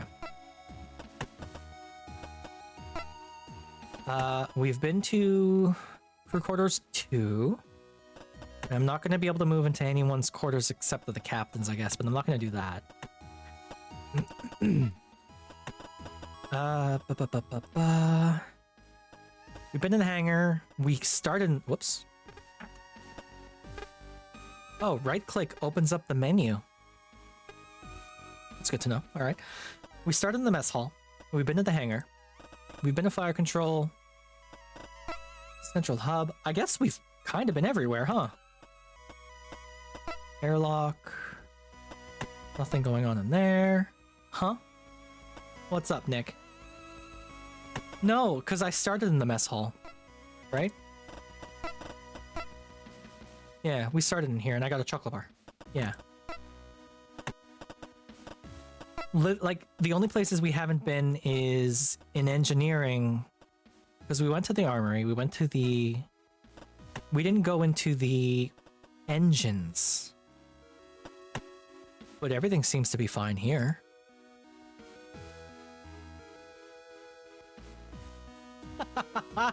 Okay, hold on, let me read this. One of the ship's dual engines. That's the wrong dual! Y'all needed to... Y'all needed to typo check this script a little bit more. Although I recognize that the game probably has hella writing, so it's fine. Yeah, it should be D-U-A-L. Dual, as in double. So far the TTS is asking you use GBT token. I don't know what that means.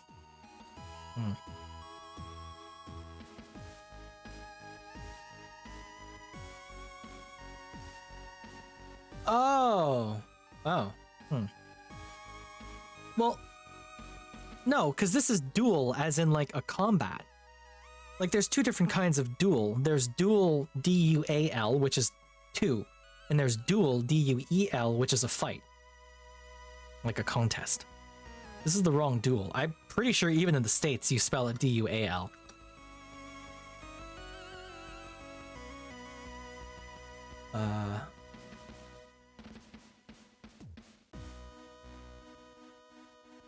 Pretty sure.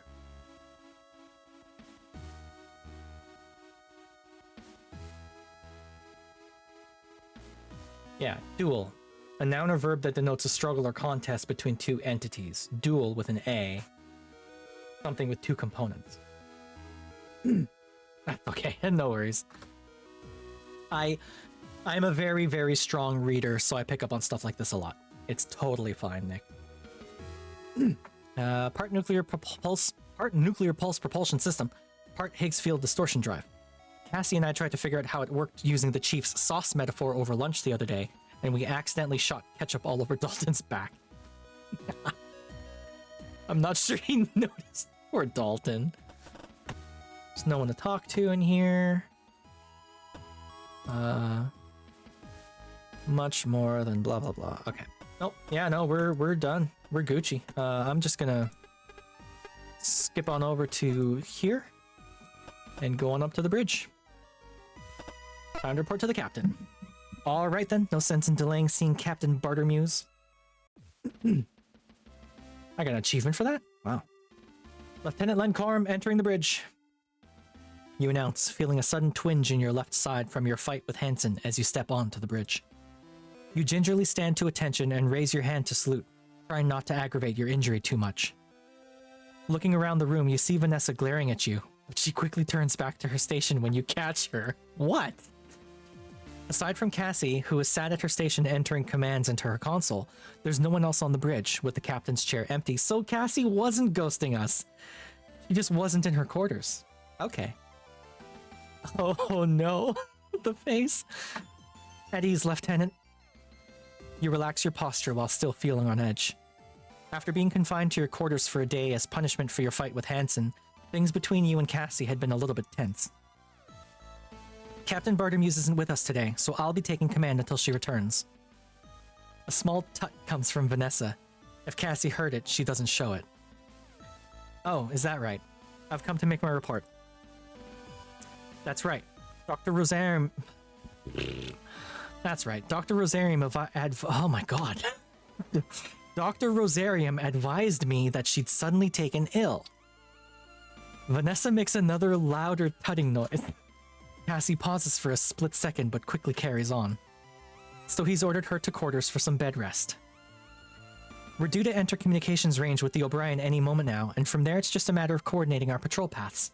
Yeah, like a tongue click. Like a... I don't know if that'll pick up with my thingamaj... Okay, this is off now. My voice might sound a little different. One of these. Yeah. Tongue click.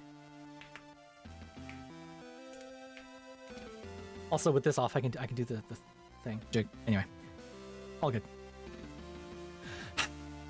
I have voice mod. I literally only use it to reduce the sound of me typing. That's the only thing I use it for. Yeah, no, it's. I think that the developers for this game are British.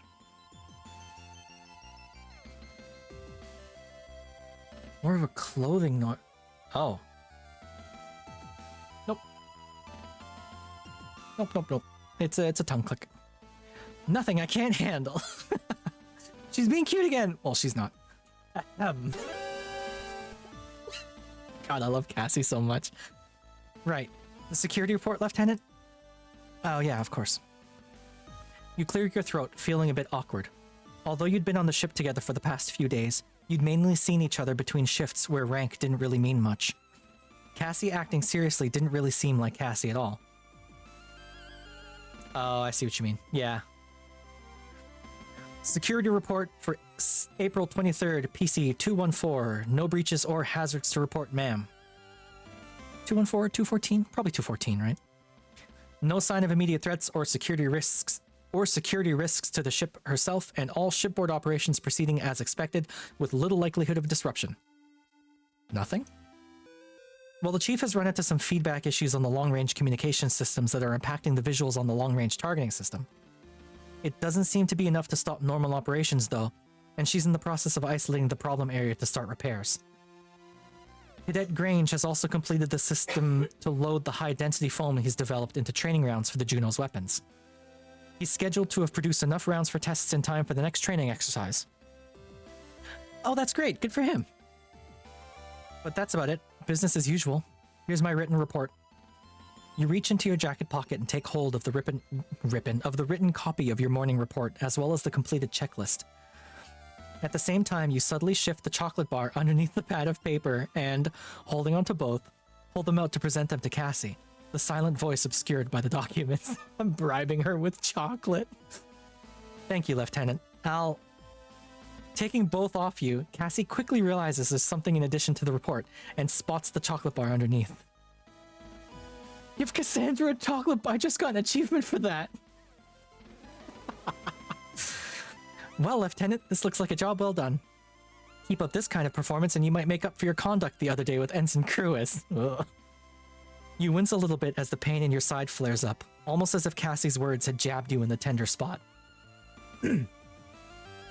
As Cassie turns away with the documents in hand, she glances across to a display screen showing the time. Vanessa, have we heard anything from the O'Brien? We're beyond the scheduled meetup window. Are we picking them up on sensors? On sensors? There's nothing on sensors, Lieutenant Commander. Not that this interference is making things easy. I'll try scanning on different frequency bands in case the O'Brien is having the same issues. Vanessa begins to flip switches and twist dials, filling the quietness of the bridge with a series of noises that range from annoying buzzes to painfully shrill screeches. After a few moments, a communication window on the main screen illuminates and a slightly distorted voice speaks. Ooh, scratch, scratch, scratch. Incoming signal JFS O'Brien, authorization code Lieutenant J. Bashir. Our man Bashir! He made it! Bro's working for section... He was in section 31, right, Bashir? I never watched DS9. I've tried like 4 times to watch DS9, and I cannot get past how bad the acting is. It's rough. I'll keep trying, but maybe not right away. Wavelength. Signal strength, 46, check broad, ship-to-ship comms. That's cool.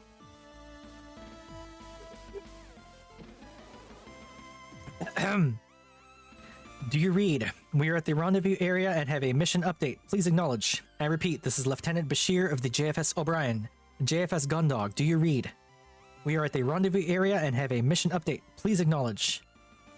With Lieutenant Bashir from the O'Brien relatively clear on the communication window, Cassandra hastily grabs a microphone. Blech. Roger that, JFS O'Brien. This is Lieutenant Commander Quinn from the JFS Gundog. We're picking up your signal and have arrived at the rendezvous area. Please transmit your precise coordinates. Over. We read you. That's a sweet voice you've got there, Gundog. It's just misogyny all the way down in this friggin' game, huh? Sheesh. I'm transmitting coordinates and mission update files now. It's good to finally... Huh? Lieutenant Bashir, do you read? Vanessa, are you still getting a signal from the... Oh, that's weird. The comms are being overloaded. There's a powerful signal coming in on all bands, and it's... Scream! Oh, I'm sorry for the flashes. I didn't expect that. Yes. What the hell just happened? Is everyone okay? Commander Quinn? Commander Quinn? Cassie? Oh no.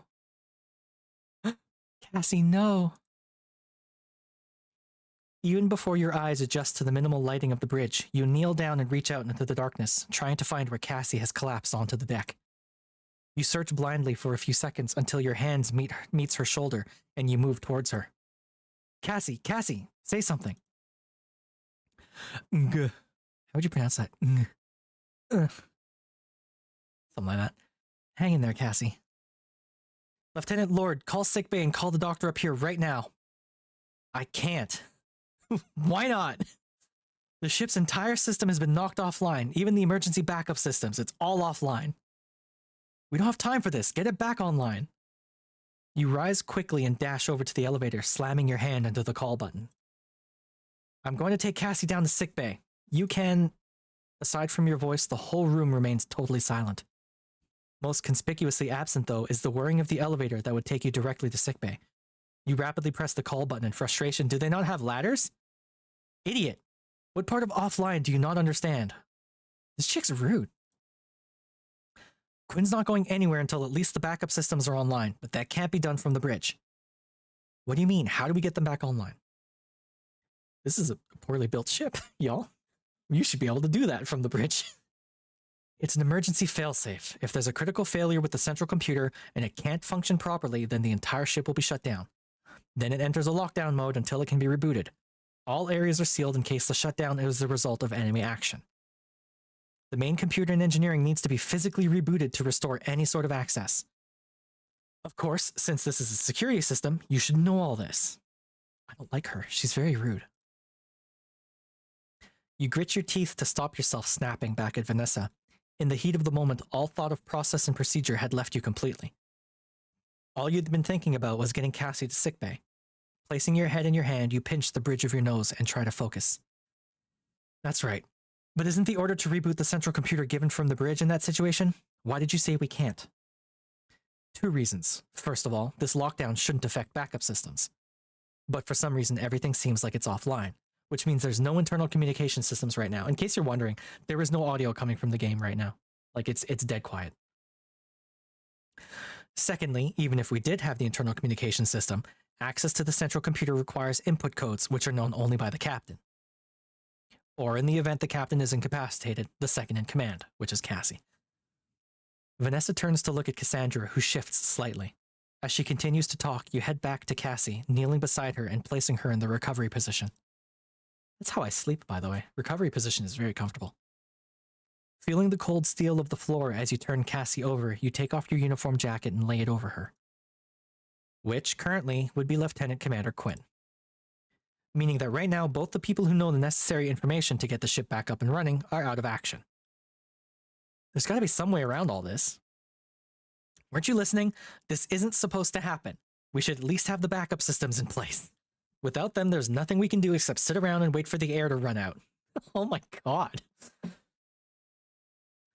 What about the O'Brien? Can you contact them for support? Everything is offline. What part of this are you not getting? As you kneel over Cassie, your mind races through what Vanessa has just told you. You know that she's right and that all the ship's emergency action plans revolve around the backup systems being operational, and without them online, there's next to nothing that can be done within the ship. Your mind catches on that point for a moment, and you can't help but wonder whether whoever wrote that plan was optimistic enough that they couldn't see a situation where the backups failed. They shouldn't have. This is a poorly built ship, y'all. Or whether they were so pessimistic they felt if those systems were out of commission, there was no real hope for the crew either. Pushing that thought out of your head, you desperately try to figure out a way to get Cassie to the sickbay. There's got to be something you know about the ship that would help. In all your time you've spent working as a security officer, there's got to be something that you've picked up that would... That's it! Eureka! In the crew quarters, the panels by the bunks can be removed and replaced. People use the space in the structure to hide contraband. What are you talking about? The ship's maintenance crawlways are accessed in the same way. If I'm right... Yeah, obviously! Obviously the ship's gonna have Jeffrey's tubes. Come on. Okay. You head back over to the elevators, but this time instead of trying to call them, you begin to run your hands over the seams in the wall panels on either side. Eventually you notice a gap a few inches in length? Okay. Normally, maintenance would have a special tool to access this, but you can do the same thing with... I know I've got it on me somewhere. Where is it? My gun? It's gotta be the key card, right? Taking your ID card out of your pocket, you slide it into the gap in the seam until it meets some resistance when it's about halfway in. You slide it up and down a few times until you feel it stick on something, at which point you push harder. Suddenly you hear the sound of multiple catches disengaging and the panel falls towards you. Taking the wall panel in both hands, you place it to the side of where it used to be attached. Now instead of solid wall, you can just about make out an absence large enough for someone to fit inside, with a series of rungs heading downwards into a darkness which opens up once they pass by where the elevator currently sits. Of course the ship is going to have a ladder. No one in their right mind would build a ship with just elevators. You gotta have backups. How did you not know how to do this? How did you know how to do this? Lady. You're getting put in Dojin mode, lady. We're gonna laugh at you. This is one of the first tricks you learn as a security officer. Ship crews get very creative with where they stash things. With these panels, it makes sense that the maintenance crawlways are accessed in a similar way. Well, great. Now you can crawl around the walls in the dark. Very helpful. You grit your teeth and breathe. You hadn't talked to Vanessa much since you first met, but you were now beginning to understand why she always ate alone in the mess hall.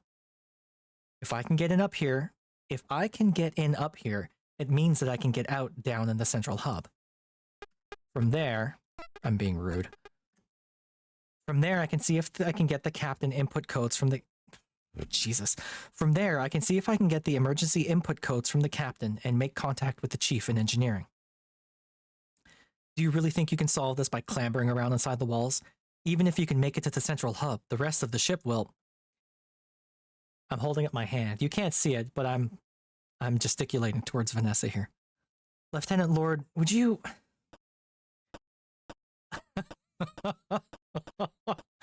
These are both fairly rude. I'm trying to be better. Cassie wants me to be better. Please keep your opinion to yourself. Thank you, Lieutenant Lord. You snap back, barely suppressing your anger at her constant pessimism.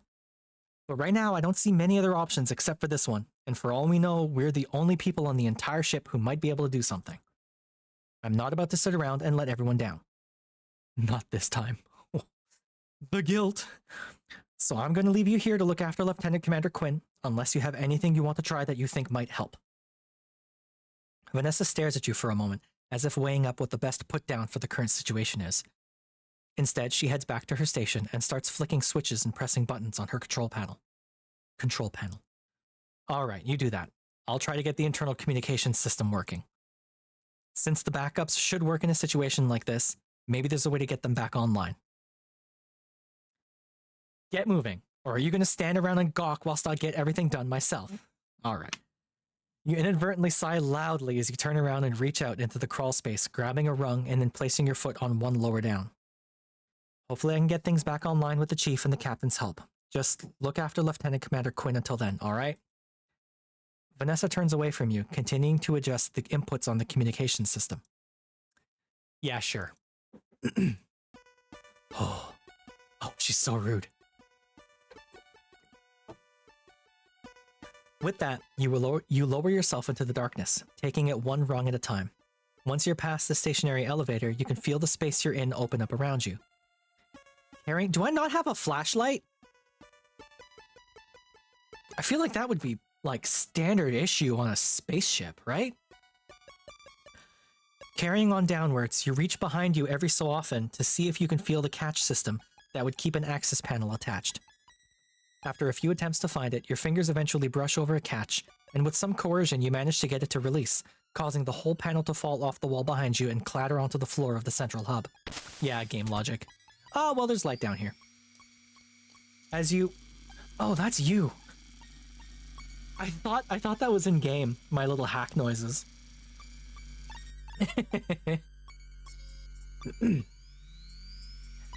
As you step out of the crawlway, a loud banging starts from nearby.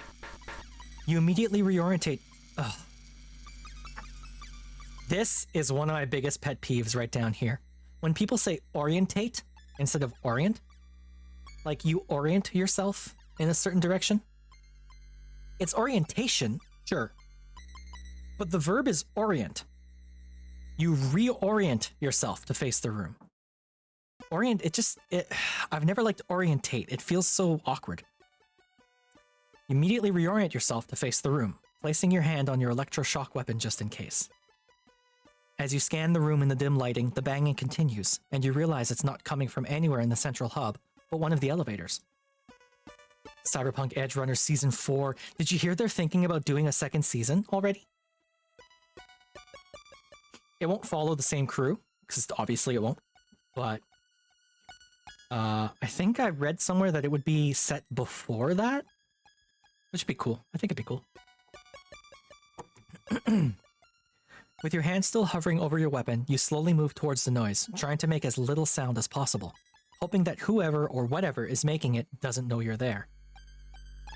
Despite the darkness, you can see that the elevator doors are open slightly, with an inch or so gap between the two doors.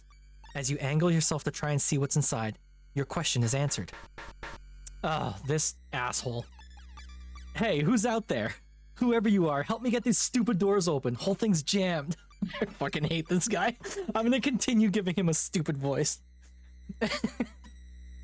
You pause for a moment. You haven't seen Hansen since the other day outside your quarters. I know you're out there. I heard you. Get over here and help me get these doors open.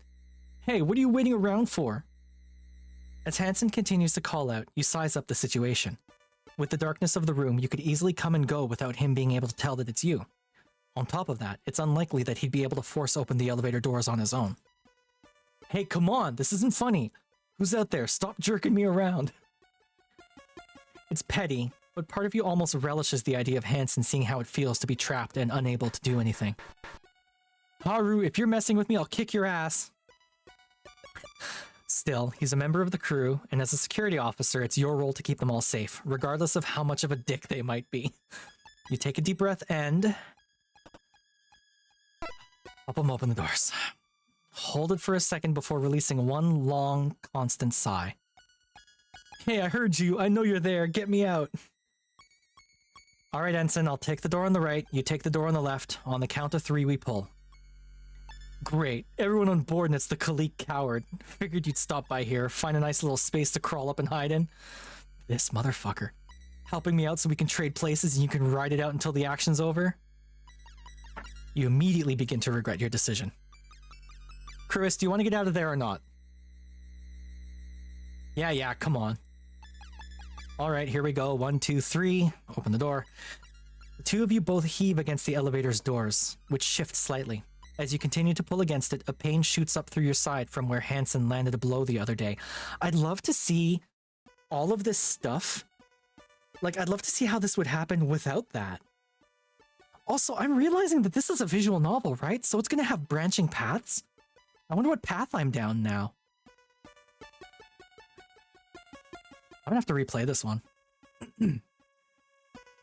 Ugh.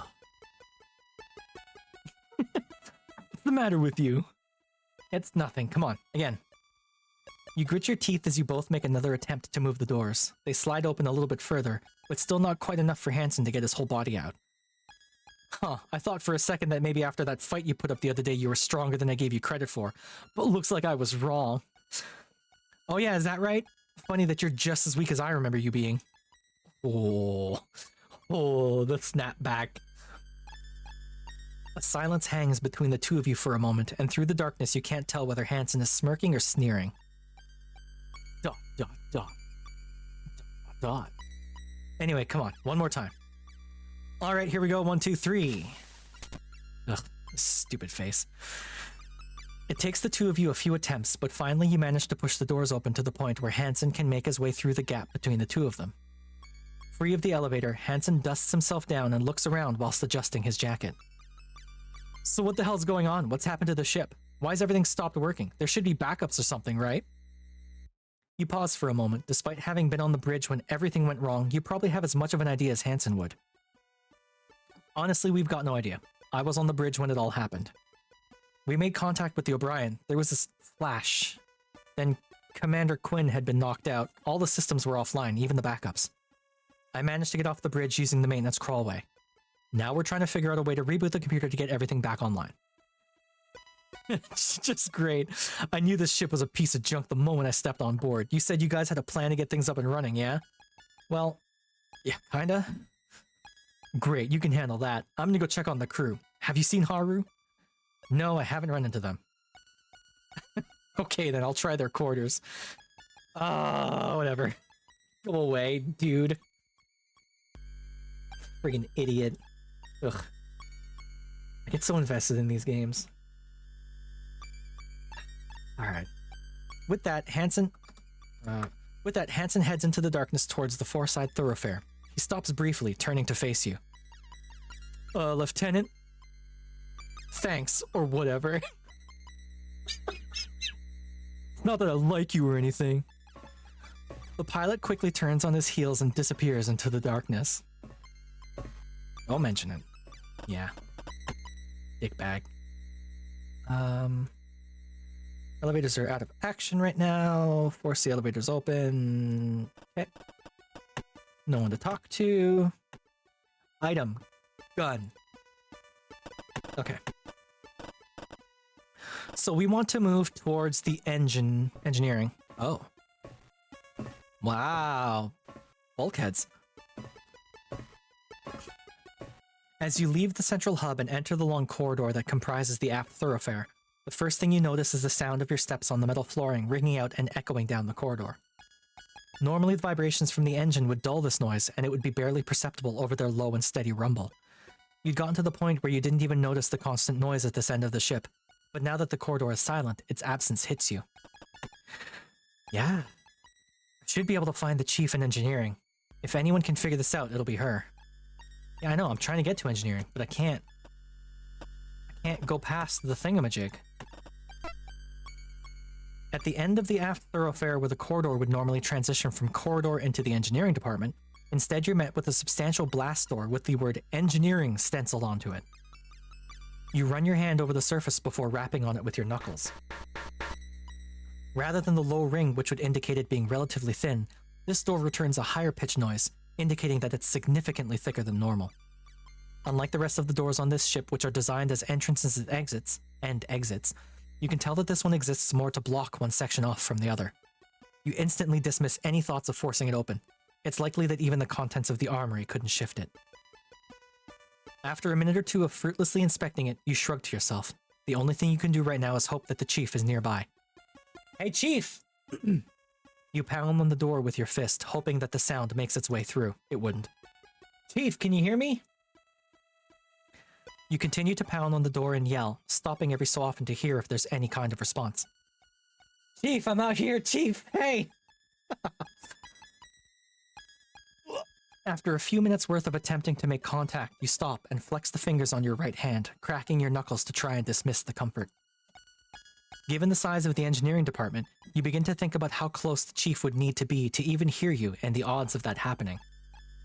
Before you can resume your attempts, though, you hear a dull, repetitive thudding coming from the other side.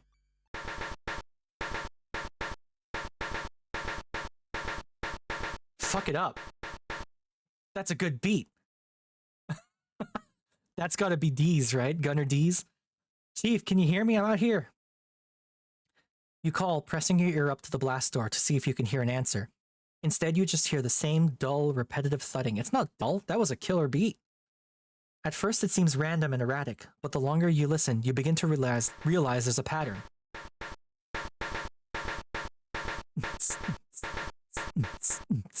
I know it's Morse code. I just don't know Morse. Dot, dot. Arg. That's great, but what does it mean? In defeat, you slam your fists against the door one more time. Chief, I don't know if you can hear me, but I'll try and find a way to get in there with you.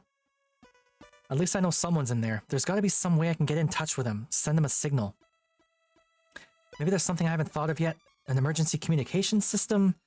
Something that's not tied into the ship? Ah. Feels like metal. Okay. We got ads coming up in about 10 seconds. I'm gonna take a quick break. I'm gonna get myself some drink because I'm thirsty. And I will see you all back here in about 5 minutes, give or take. Don't go anywhere.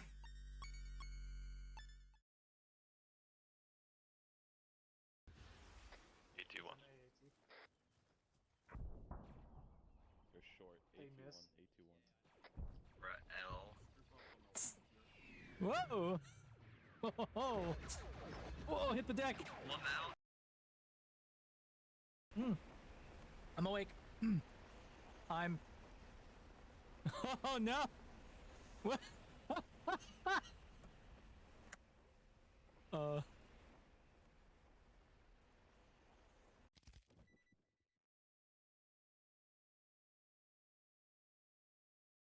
South and west doors. Yes, I fucking knew it. Fucking turns on. Dumbass. Shame. We've been This is fun. I'm getting things sorted out right now. Finishing up handling what's going on. So you House right over there. So we'll go over there. We'll shoot whatever moves. Crackers. And I'm hungry. Nom nom nom nom nom nom nom.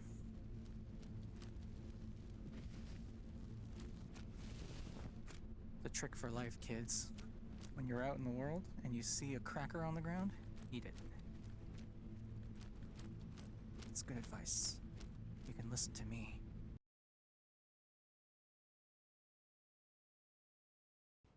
Ah, man.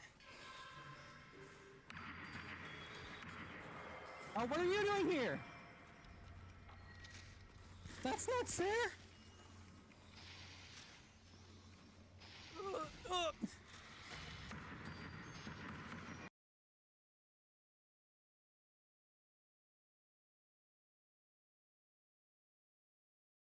Da-na. Da-na.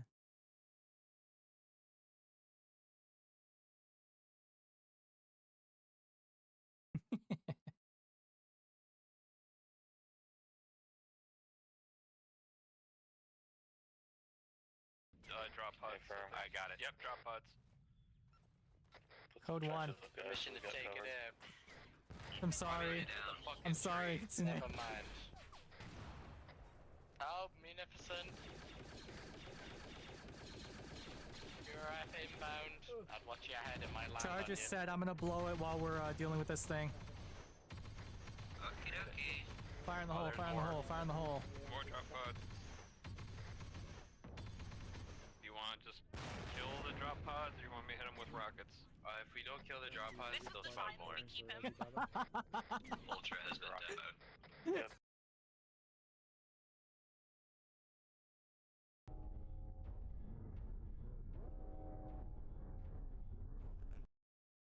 Might be the most phantom of all time. Walk over 1-2. I love watching Austin Powers. Can we Oh. have a lat go We are and proper pretend stuck, that aren't we? have eyes and threaten our dismount marker for our next objective. Most likely it'll just be the particle. I think we're gonna need to have Booth move it. Jesus, get out.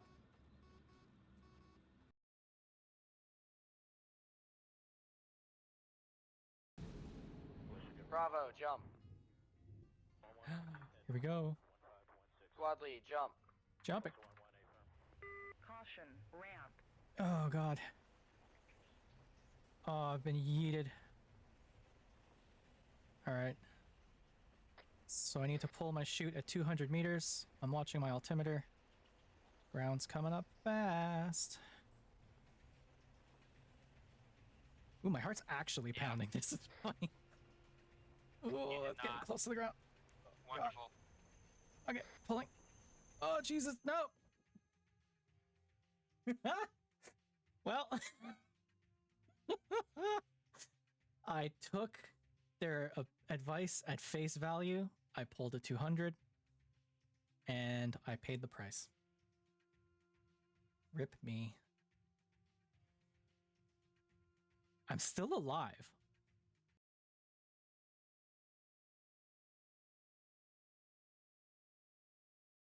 Oh, okay, well now I feel worse. This is all our fault. There's someone stuck in the wall there. Or is that a droid? Lock it up, please. Lock it up, please. Sorry, I need brain power.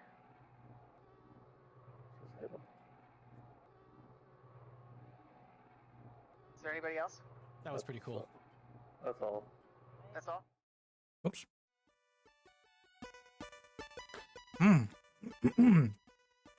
Excuse me, I have a mouthful of chocolate chips.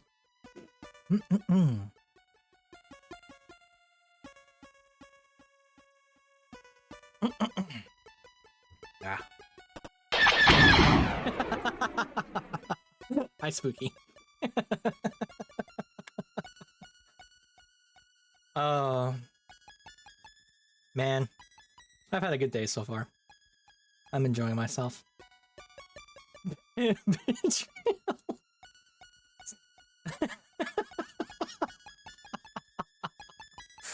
Oh, Spooky.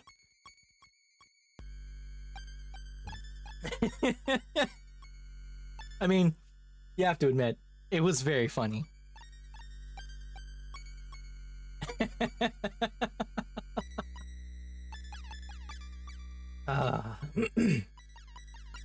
Oh yeah, I keep forgetting I have closed captioning turned on. It actually works really well. I'm watching it read out my words, and it's like pretty accurate. Man, it's dead on accurate actually. Well done, closed captioning add-on I have for OBS. This is pretty sweet. Even got the acronym correct? And it got my double the? Wow.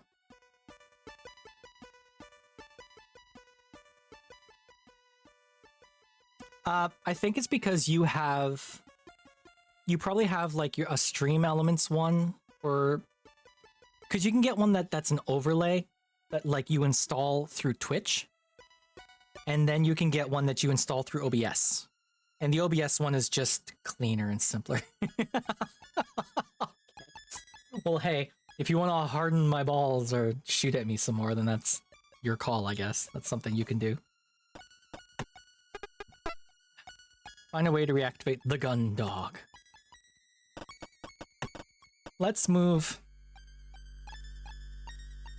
You swipe your keycard through the card reader set into the terminal by the armory's door, and there's absolutely no response. Looking at the terminal, you can see there's no indication that it's working at all. Sure. Figures that with everything shut down, this wouldn't work. No sense wasting time around here anyway. I need to find some way to get in touch with the chief. Just can't go through the door. Move to engineering, yes. Need to find someone to get in touch with her. Alright, well, not doing anything in there. Let's move back to the hub. Next stop is the airlock. I can't get down to sickbay because sickbay is through an elevator. As you enter, the airlock hatch door looms large in the darkness. A shiver runs through you and you rub your forearms. It wasn't something you'd noticed until now, but as you feel the goop... I can't speak. Spooky, I can't speak.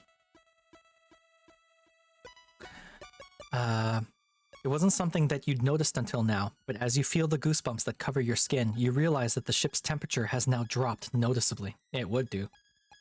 I've got to find a way to get things up and running again. Okay. There's this access panel which will open this door. Yeah, we don't want to go outside. Terminal screen remains dark. Emergency space suits for use in the event of a ship depressurization, failure with the life support systems, or if the crew have to abandon ship. Hopefully I can get this solved without needing the extra air supply. Wait, I've just changed the batteries on these to make sure the radios would work in an emergency. I hadn't thought of that. I wonder if any of the other radios on board will pick up the signal.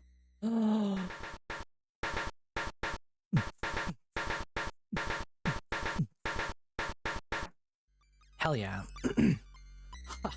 I bet that's what the chief was trying to tell me. Of course she'd come up with a plan like this before anyone else. Now let's see if I can reach her. Sure. You grab the handle on the suit's container and twist. The metal in your hand is noticeably colder to the touch than it was the last time you were here. Once the lock is undone, you open the door and, bracing the suit with your left hand, grab the radio with your right. As you disconnect the radio unit from the breast panel, the spiraling plastic cord that connects it to the suit comes with it. Turning the radio in your hand, you find where the cord connects and unscrew the attachment point, allowing the cable to spring back towards the suit. You quickly extend the telescoping antenna and flick the power switch, which causes the sound of whining static to fill the previously silent room. You slowly rotate the tuning dial, working your way through the frequencies until a familiar voice comes out from the tinny speaker. Ah, it's a cool little radio. An emergency broadcast from Chief Engineer Mackenzie Cathays. I actually don't know how to pronounce her name. Cathays? Cathy's? Must say Cathy's. I said Cathays last time, but it feels bad, so Cathy's. On the JFS Gundog to any JFS Gundog crew members or any JCF ships nearby. The Gundog has suffered a complete systems failure and assistance is needed to get them back online. I repeat, this is an emergency broadcast from Chief Engineer Mackenzie Cathays on the JFS Gundog to any JFS Gundog crew members or any JCF ships nearby. The Gundog has suffered a complete systems failure and assistance is needed to get them back online. Chief, this is Lieutenant Corum reading you loud and clear. I've managed to get an emergency radio from one of the suits in the airlock. I'm able to get around the thoroughfares and to the bridge, but I can't get anywhere else. It took you long enough. What the hell's everyone been doing this whole time? You're just about to push the button to send your response, but the chief cuts in. Anyway, you're in touch now. That's what counts. You said you could get to the bridge, is that right? That's right. Then get back up there and get the captain to give me the input codes to access the main computer so that I can get the ship running again. Okay. I feel like the chief engineer should also have those codes, right? Like, this is a complete failure of command here.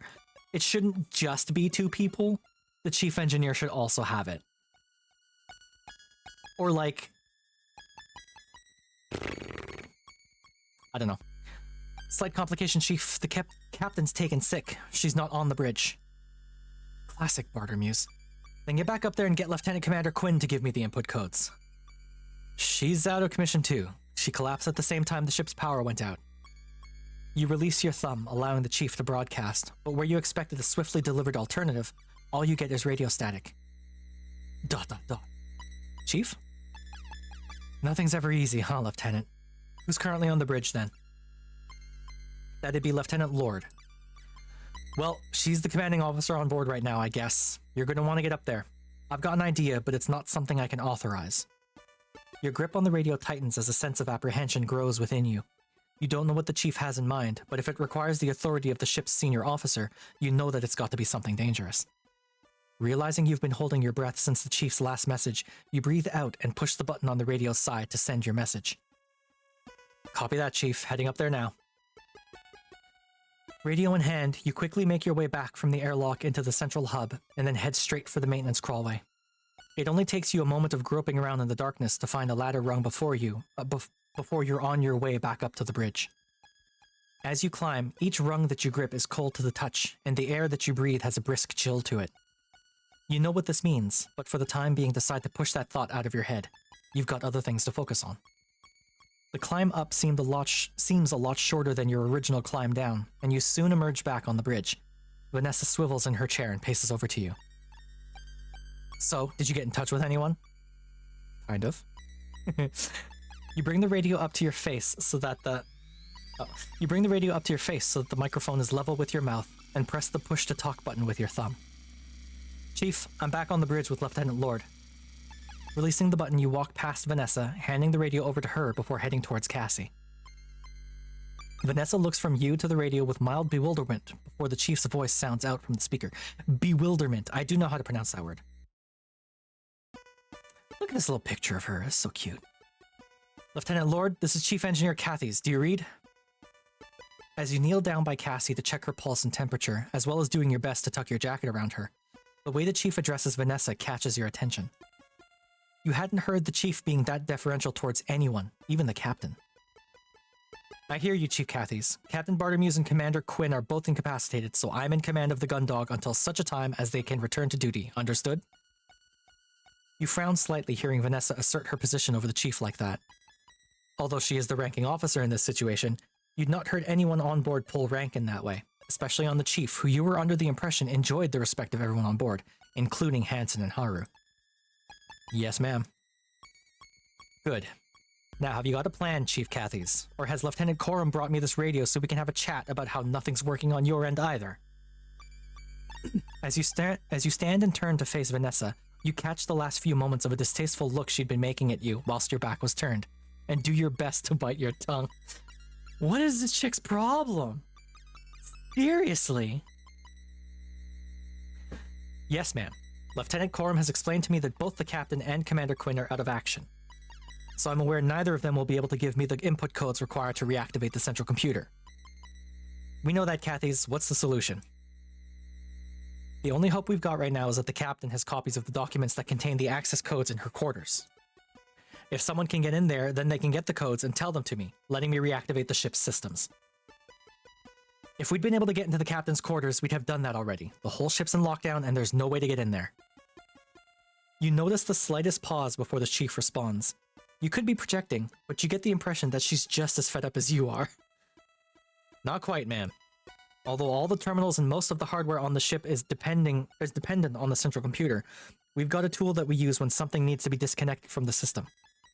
We use it for maintenance or debugging, the PST, or Portable Sub-Terminal. It's effectively a standalone power pack with a microcomputer built in that provides enough power to activate the hardware attached to a terminal. It'll let us get into the Captain's quarters, and then from there we can get the codes to start the computer back up. So where is this PST? It's in the hangar, okay.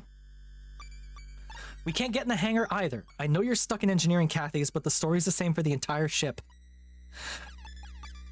Another silence follows, longer this time. That's true if you're trying to get to the hangar from inside the ship, ma'am. Oh god. But the Gundog has two entrances that can be activated entirely manually. The main onboarding airlock and the hangar crew airlock. Ooh, my throat's getting rough.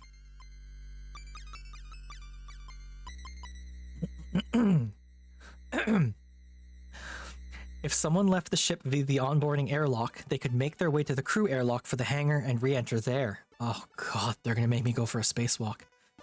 Then they could get the PST and make their way through the ship as normal. I see.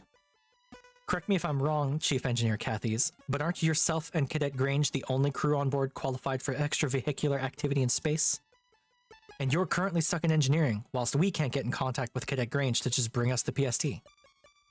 Yes, ma'am. Wrong. Actually, I know how to pilot stuff. You begin to feel a knot in your gut and internally curse at Dalton for not having picked up enough of the Chief's know-how to have found an emergency radio of his own. And policy dictates that all EVA needs to be commanded by an operations officer. The knot in your stomach tightens as you take a deep breath in. Vanessa's eyes are now locked on you. Yes, ma'am. The slightest hint of a smile forms on Vanessa's face. Ugh. Look at her. Smug. Well, Lieutenant, it looks like you're going for a walk. Ugh. You'd seen this coming as soon as the Chief had begun outlining the plan, but you'd been hoping that there'd be some extra part that hadn't been revealed yet. Something that would allow you to stay on board. Faced with Vanessa's directness, the knot in your stomach tightens further. A sense of nausea rises from your gut. Ugh. I mean, gotta do what you gotta do, right? So, fine. Some people took well to spacewalks. Some even enjoyed them so much that they'd take on careers in colony construction and repair where they'd spend more time in the vacuum of space than they did inside the colony or on ships. You were not one of those people.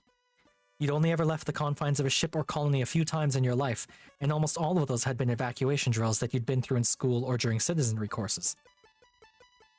On every occasion that you could remember, you'd reacted badly, but managed to keep it to yourself. Something about being out in the void, an attachment clip or handrail away from drifting off into the endless nothingness of space, had always filled you with dread. The knowledge that you were a slip away from disappearing forever, irretrievable and helpless. But despite all that, you knew full well with Vanessa's discussion with the chief that there was not going to be any way around doing this, and right now you were this ship's, Cassie's, only hope. As much as you hated the thought of it, you pushed back against the fear that had been rising up inside you. Taking a deep breath, you resigned yourself to what you had to do. Fine, I'll do it. The chief can walk me through everything that I need to know on my way over to the airlock. The dashing security officer diving headfirst into danger. Aren't they great, Lieutenant Commander Quinn? So selfless. Vanessa rolls her eyes, covering her mouth with the back of her hand and putting on a mocking tone. Are you hitting me with the oh ho ho Joe-sama laugh? Fuck off. Oh, my hero, so brave going into space to save us. Only you can. This bitch. Why do I not have an oh ho ho sound in my soundboard? Hold on, this needs to be fixed. I need to fix this real quick. Hold tight for a second there. Oh ho ho ho. I'm gonna mute my mic for a second.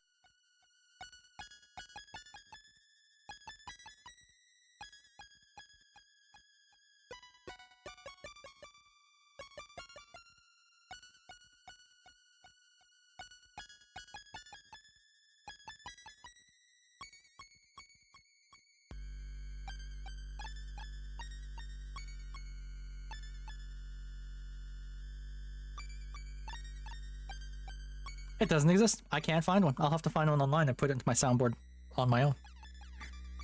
You know the laugh, though. You know the one.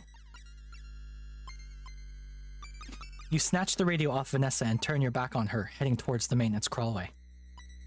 At this point, you've had just about all you can take of her, so the sooner this situation is resolved, you decide, the sooner you can go back to avoiding her.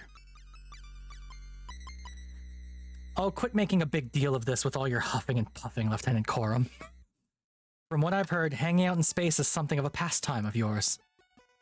Oh, this bitch. Nuh-uh. You don't get to mock the fact that I couldn't. Oh. With that comment, you feel like your heart's dropped out of your chest. You quickly spin back to face Vanessa. The smirk. Ooh, I already decked one person for making fun of me. Lieutenant. Whoops. No. Ah, balls. Alright. Dot. Reining in the flash of anger you just felt, you silently shake your head as you turn back around and grab a hold of the first rung of the crawlway's ladder. Chief, I'm on my way to the airlock now. Walk me through what I need to know. Wait.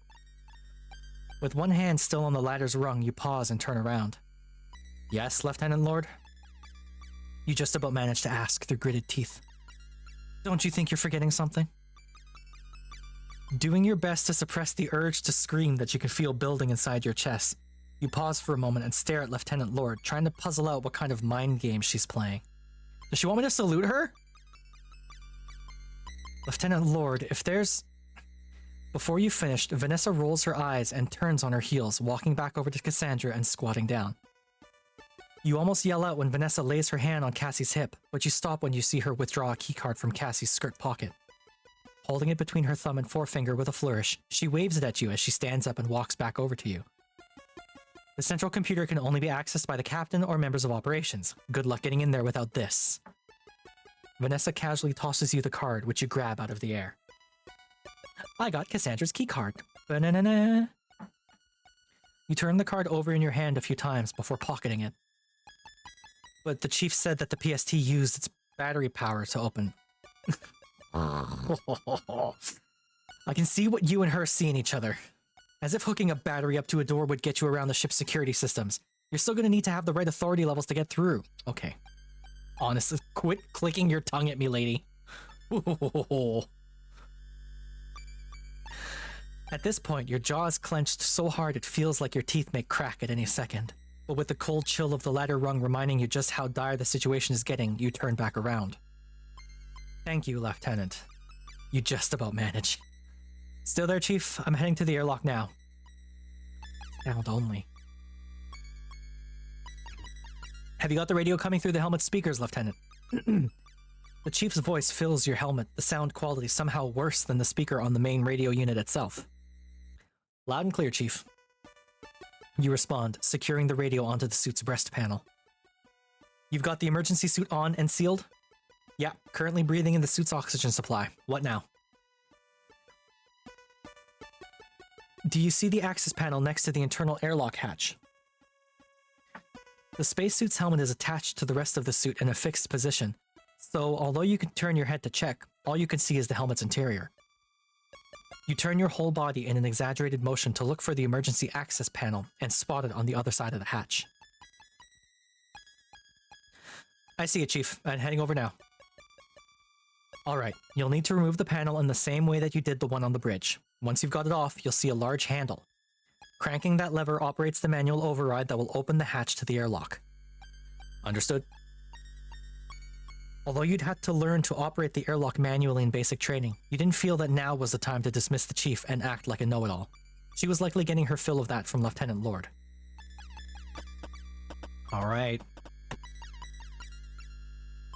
have Cassandra's keycard. Alright, use this. You kneel down by the panel and attempt to find the gap between its edge and the surrounding wall.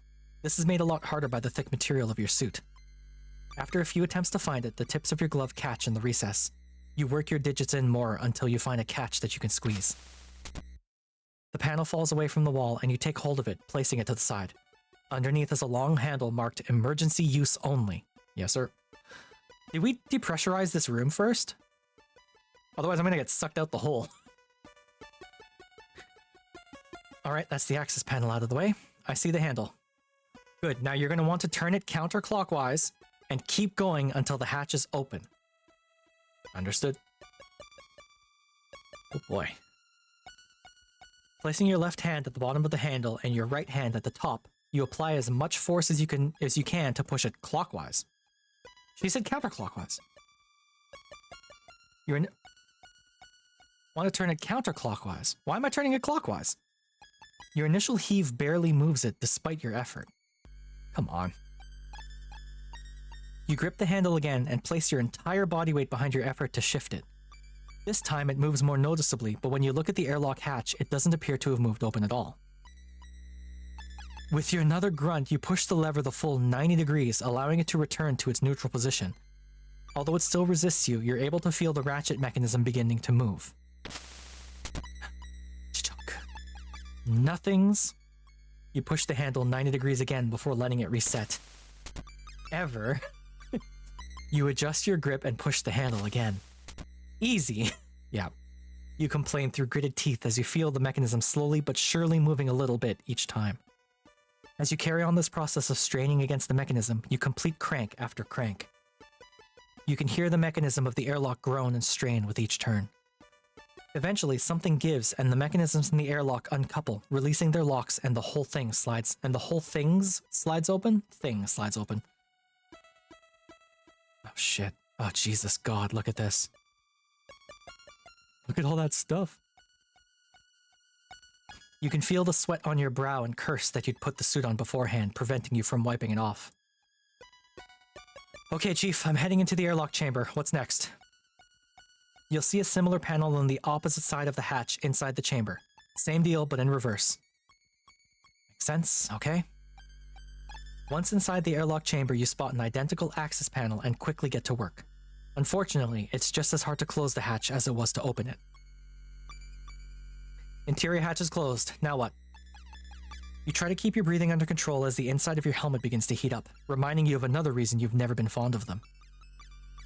What you're going to need to do next will be to vent the air in the chamber and then open the exterior hatch. To start with, the Chief walks you step by step through the processes required. Although you remember most of this from training, you're thankful for the help as a few parts had slipped your mind. You carry on following the Chief's orders until, with one final monumental heave, you get the external hatch open. You step away from the lever and head over to the opening. Seeing the stars in front of you rather than through a terminal or view screen fills you with the familiar dread you'd felt on the bridge. Alright, Chief. I'm heading out. Pressing firmly on a switch on the suit's breast panel, you hear a momentary high-pitched whine as the soles of the boots are drawn towards the airlock floor. Oh, good. Thank God for that.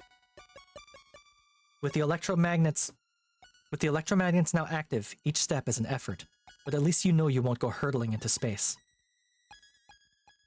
Oh. You place one foot right on the edge of the airlock hatch and stare out into the emptiness. You see nothing but stars, with light years of gulf between them and you. With your next step, you head out into the nothingness, pivoting on the axis of your foot at the edge of the airlock. The step that you took into space brings your foot back down on the Gundog's exterior hull. Even though the ship had fallen silent since its power had been knocked offline, that hadn't been true silence.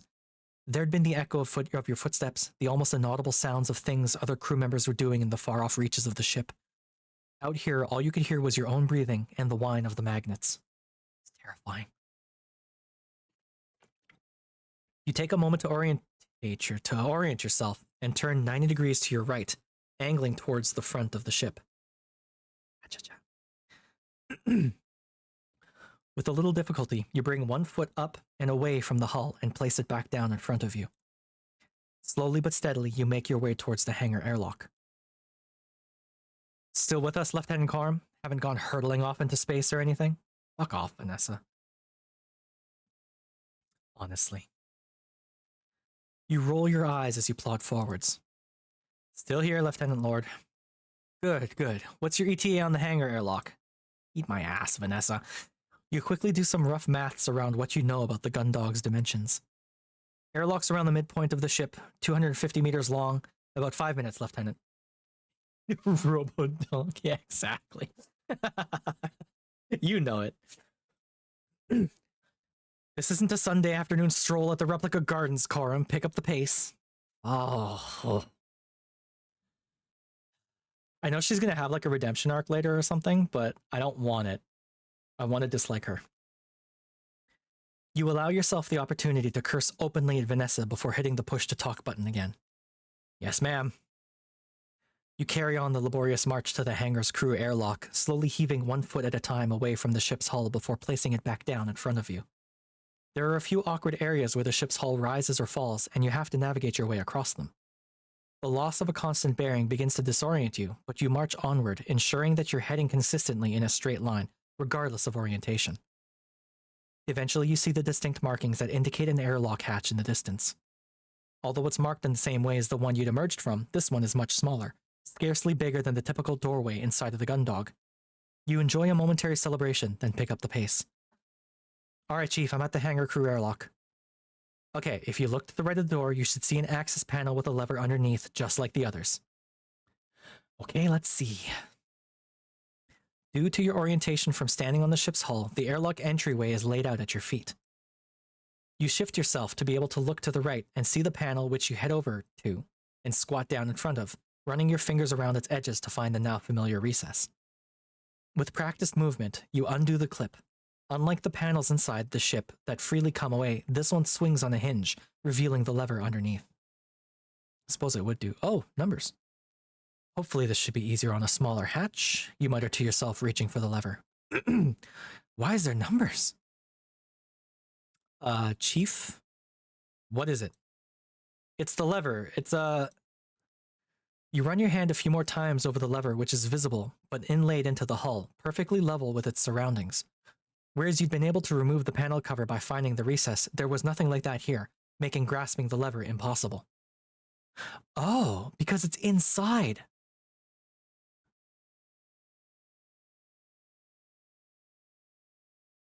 Oh.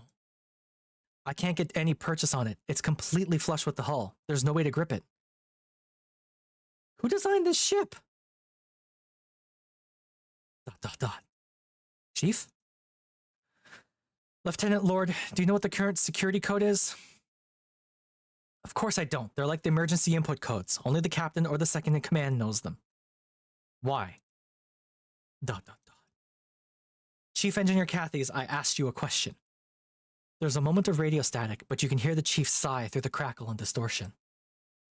In order to gain entry to an airlock from outside, you need to input the ship's security code into the number pad.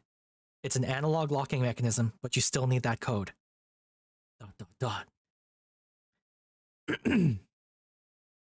God damn it. God damn it, god damn it, god damn it. God damn you, miserable excuse for a captain. God damn you, Quinn, you absolute airheaded Wow. Hey, watch yourself, Lord. Shut up, Corum. Oh, she's unhappy. Because of your stupid bimbo girlfriend deciding that now's a great time to take a nap, I'm stuck on a dead ship running out of air. Trying to herd you knuckleheads around on stupid, pointless errands. Wow. I dislike her even more than I dislike Hanson. Stow it. Gasp. I'm not a big fan of this either, but right now we're the best hope this ship's got. Ugh. So if you could put a lid on the gigantic bitch act for 5 minutes and help us figure out how to solve this, we can... How dare you? Oh, fuck off. Exactly. I said stow it. 5 minutes, Lieutenant Lord. Then once I'm on board, I can handle the rest of it myself. Then you can go back to pretending you're the most important crew member. This is insubordination. I'll have... whatever. Alright, you two, that's enough. Both you and Vanessa snap into silence with the Chief's interjection. Before either of you can start up again, she carries on in a commanding tone. Lieutenant Lord, do you know how long the security code is? Do you know the punishment for addressing a senior officer like that? No, ma'am, I do not. But if it gets Lieutenant Corum on board any sooner, I'll say it's worth it. Do you know how long it is? It's 4 digits. Okay. Thank you. Now, do you have any idea? Of course, I don't have any idea. It's Quinn's responsibility to generate and set those kinds of codes. Oh. Oh, by the way, if you ever want access to my quarters, the passcode for the lock is our anniversary. It's pretty much the same passcode I use for everything. Don't make me remember this! Don't you dare make me remember this game. I said I think I might know it. It's... You rack your brain trying to remember the date where you and Cassie first visited the Europa amusement park. It was... this fucking game!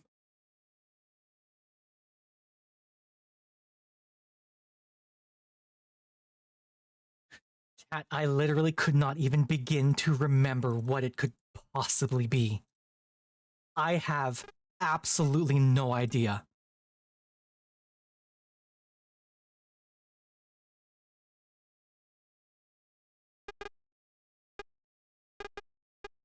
I'm gonna cheat. I'm cheating. I don't care. Don't mind me, just cheating a little bit. Printed photographs from our first date at the theme park. Look at the back of it! No, no, no, no, no, no, no, no, no. Ah, here it is.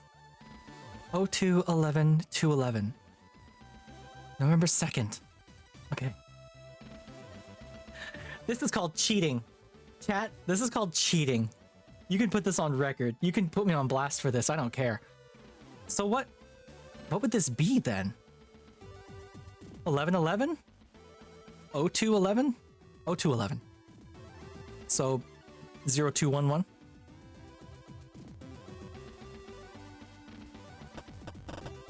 All right. Don't mind me. Just going back in time a little bit.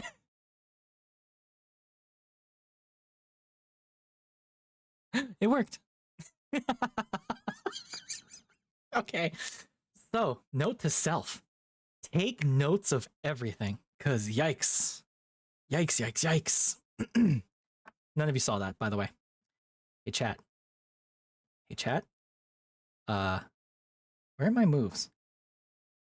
None of you saw that. Okay? Are we good? I don't want anyone to say, oh, Lynn cheated. Saw what? Exactly. Exactly. You quickly punch in the 4-digit security code and then hit the enter key. As soon as you do, the lever rises out of its recess. Nice. Haha, yes. Cha-chunk. I got an achievement called It's a Date. Remember the ship's access password. Oh, I cheated. Oh, whatever. You got it, Lieutenant? Yeah, it was 0211 in case that helps. And how did you know what the security code was? That is sensitive information. Oh, shut up, Vanessa. You don't want to tell Vanessa the reason you were able to guess the code, that it was yours and Cassie's anniversary. So instead you scramble for a lie. It's the passcode for Lieutenant Commander Quinn's quarters. Ugh, I can't believe it. These codes are supposed to be secure. How could she? For the time being, Lieutenant Lord, how about we just focus on the fact that I'm able to get into the hangar? ... Shifting your position away from the number pad, you squat down by the raised lever. Taking it in both hands, you find it much easier to crank than the ones on the main airlock, and in no time at all, the exterior hatch of the airlock is open. It makes sense that you wouldn't be able to just crank open an airlock from the outside without a code, because then any idiot could just spacesuit over and get inside, you know? So that makes sense. As you step inside the ship, you find yourself in a chamber almost identical to the airlock you'd left earlier, with the exception that it was much smaller. Moving quickly now, you close the exterior hatch behind you and follow the inverse process you'd carried out to leave the ship, pressurizing the chamber with oxygen and opening the internal hatch.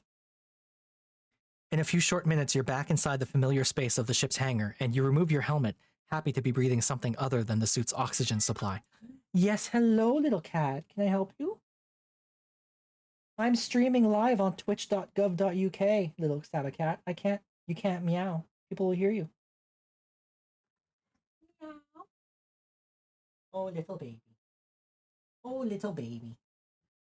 My cat's meowing at me, chat. She wants pets and attention and food. Yeah, that's all she wants is food. All right, she's walking away. I'll feed you in a bit, all right? You then disengage... What did I miss? Oxygen supply. You then disengage the electromagnetics before removing the suit completely, making sure to take the radio with you.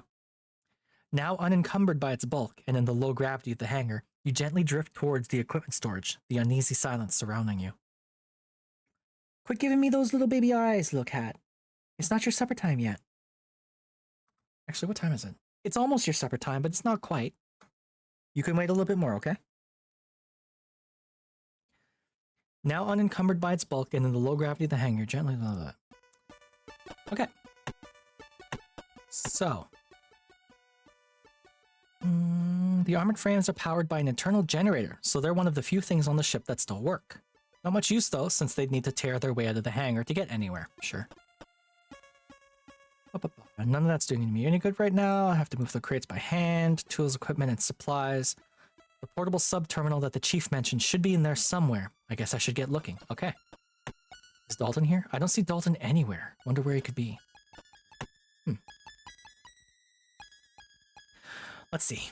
If that PST is going to be anywhere, it'll be in amongst all the stowed equipment and gear, so... In the darkness, the collection of stacked or suspended crates, containers, and various pieces of heavy machinery heavy machinery looms intimidatingly. Alright. In the darkness, the collection of stacked or suspended crates, containers, and various pieces of heavy machinery looms intimidatingly. Looking from container to container, you realize that none of them are marked in a way that makes any sense to the uninitiated. Shaking your head, you reach for the radio to ask the chief where you'd be able to find it.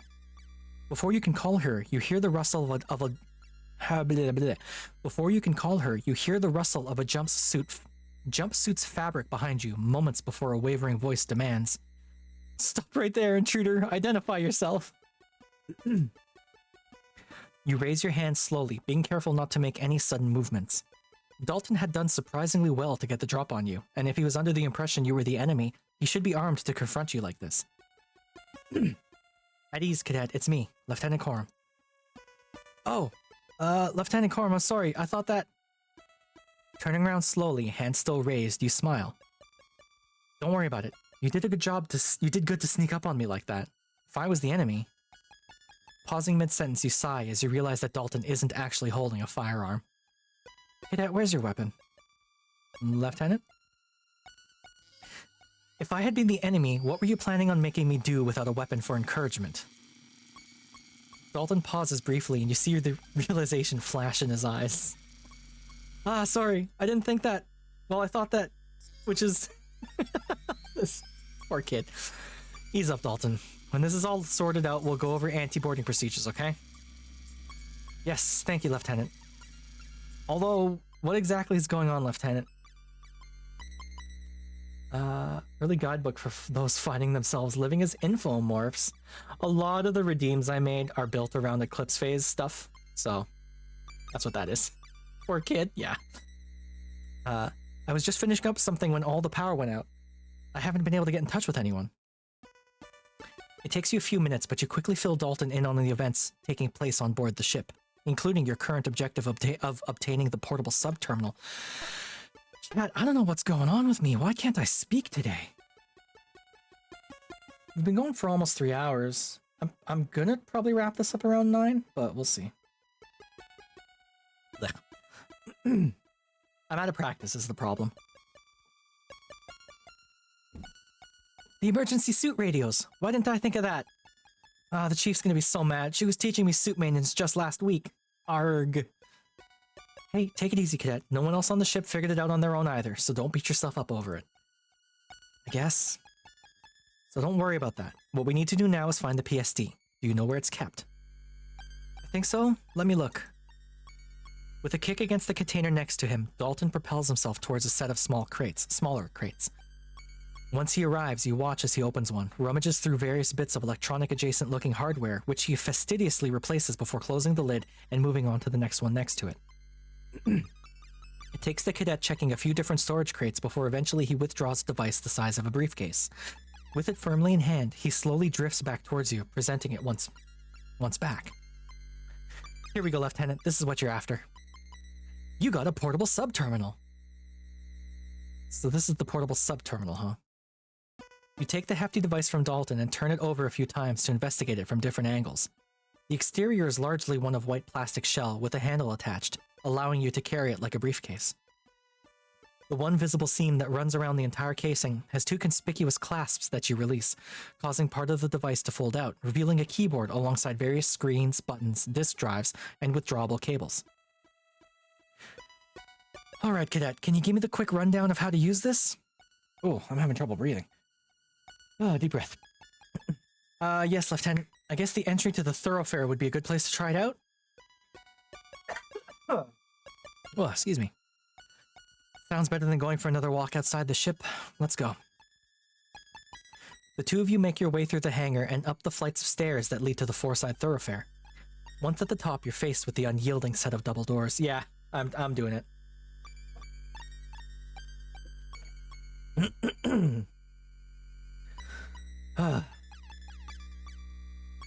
I'm alright. Just a little dry, that's all.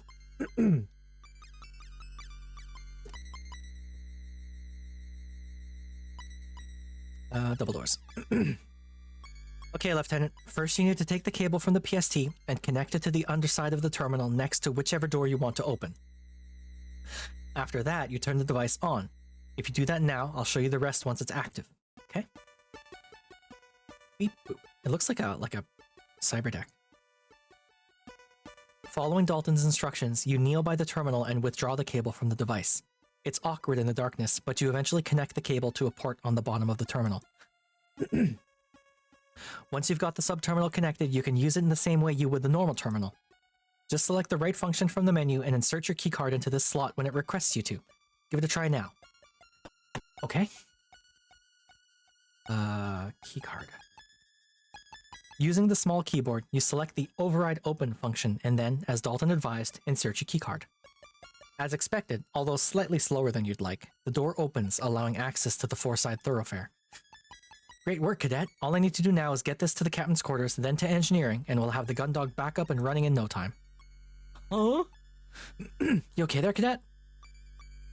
Yeah, I just forgot that you had to go get the codes from the captain's quarters. Isn't that against the rules or insubordination or something? I thought that it was forbidden to go into the captain's quarters unless explicitly instructed for duty. I mean... You sigh as Dalton shakily removes the cable from the terminal underside and closes the lid on the PST. Technically, yes, but right now the choice is insubordination, or we all suffocate in the vacuum of space. Huh? But don't worry about it. I'm sure the captain will understand why I had to do it. Besides, I've always wanted to see what their quarters looked like, so I'd say it's worth it, right? I guess, sure. You place a hand on Dalton's shoulder and take the terminal from him. Anyway, you take it easy here, try to raise the chief on the radio, see if she's got anything for you to do. I've got to get moving. Yes, Lieutenant. Yes, sir, Lieutenant. With that, you give Dalton a casual salute, and in return, he throws a rigid, formal salute back at you. Smiling to yourself, you head through the now open double doors and into the thoroughfare. Cool. We made it. I mean... Okay, I guess it wants me to go straight to the captain's quarters. Let's see, move into the captain's quarters. Standing outside the captain's quarters, you look at the heavy device in your hand. It's taken longer than you'd like to get here, but at least now you could get those codes from the captain. Okay, so first I get the PST.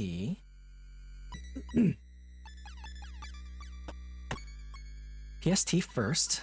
You kneel down by the terminal to the side of the door, laying the PST on the ground and unclipping the catches that hold the front of the unit closed. After it starts up, you swiftly draw out the cable and connect it to the terminal's underside. Squinting at the screen's phosphorescent glow in the low light, you scroll your way through a series of menus to select the unlock function. Once you hit enter on the command, a prompt shows up on the screen. What the hell was that noise? You hear that? I think the cats are doing something upstairs. Alright. Alright, now... I mean, I need a key card, just not my... I don't think my key card can get into... Well, let's try it. Once the device reads your key card, you hear the soft whir of the door unlocking and a hiss as it slowly opens. I can open the captain's doors. Okay. Okay, I can leave this here for the time being. No! What am I doing? Take it with me! That is gonna be gone when I come back out. Ugh. You stand up and step in front of the door, which continues its painfully slow opening. Come on, come on, come on. Ooh. Captain, are you... Booze? Ugh, that's... Ugh. As you step across the threshold into the dark of the captain's quarters, you're instantly overwhelmed by a powerful fetor. You gag and stumble your way back to the door, taking a deep breath of the corridor's sterile air. Did she die in here? You try to compose yourself, but the odor drifts out around you, and a particularly acrid waft stings the back of your throat as you take another breath, causing you to gag again. Ugh. The atmosphere on ships and even the colonies are carefully regulated, and the air supply constantly scrubbed and recycled. Because of this, strong spells are something that almost never encountered and are because of this, strong smells are something that are almost never encountered and quickly resolved. You realize that with the ship's life support out of action, this hasn't been happening, and whatever is causing the stench in the captain's quarters has been left to putrefy the air into this awful miasma. After a few more retches, you steel yourself to re-enter the room. Just cover your nose, my guy. After heading in, you bring your arm up in front of your mouth and nose to do your best to bear the stink. Although you're doing your best to breathe as lightly as possible, the odor still assaults you, almost too much to bear. Captain, are you in here, Captain?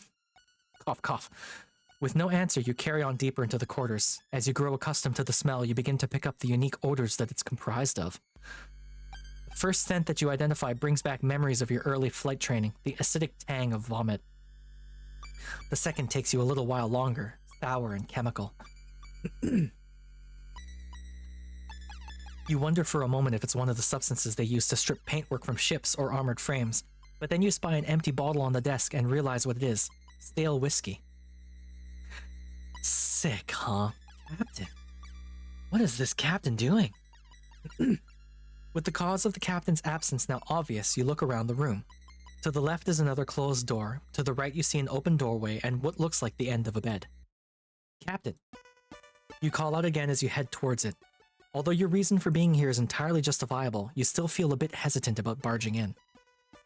Captain. Nothing. Alright, Captain, I'm coming in. We need those. Having stepped through the doorway, you find yourself in a room that's much closer to a normal bedroom than the crew quarters. Rather than access panels flush with the walls for storage, the room has actual furniture. A chest of drawers sits below a large mirror, and a bedside table is right next to an unmade queen-sized bed. For a moment you think that, like Cassie is wont to do, the captain has just thrown her worn uniform onto the bed and left it all in a heap. But before you turn back, a sluggish movement as the mass of crumpled clothing turns over. reveals it to be Captain Bartomuse herself. Jesus. Well, she's not dead. Ah, Captain. You throw a salute and hold it for a moment before you realize that the captain is completely oblivious to your presence. Blech. Tentatively making your way towards the captain's bedside, you register that the smell of stale whiskey is strongest in her immediate vicinity. As you look around, you notice another bottle lies mostly empty, with a small pool of amber liquid left in one of its corners. Captain. You run your hands back through your hair and sigh loudly.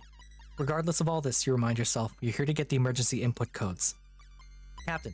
Hey, Captain. Captain Bartomuse. You place your palm on the captain's upper arm and rock her gently. Captain, come on. You need to wake up. We need your emergency input code. Captain, wake up. Drunk idiot. You step back and pinch the bridge of your nose with your thumb and forefinger. Despite everything, it doesn't seem the captain will be waking up from this stupor anytime soon. Ugh, come on, after everything. If I can't get the codes from the captain directly, maybe she keeps a copy of them around here or something. Worth a shot. Alright. Captain's bedroom. It's actually pretty nice. This is the first time I've seen a captain's quarters, so I didn't know they were this different. Privilege of rank, I guess.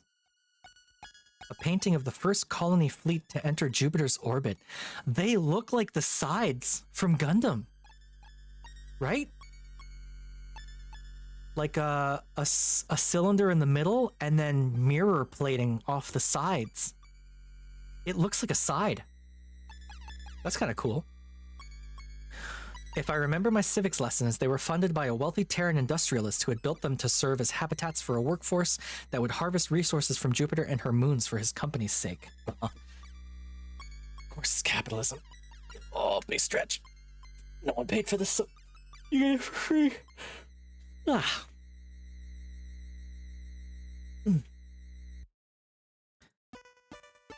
After a few decades, the population had enough of existing with no autonomy and living on company scrip, so they took control of the fleet and petitioned to join the Solar Federation. We all know how that ended. Are we the bad guys? An empty bottle of whiskey, aside from a few leftover drops. Europa Colony Special Blend. If the captain's got an actual bedroom, I wonder if this is an... What?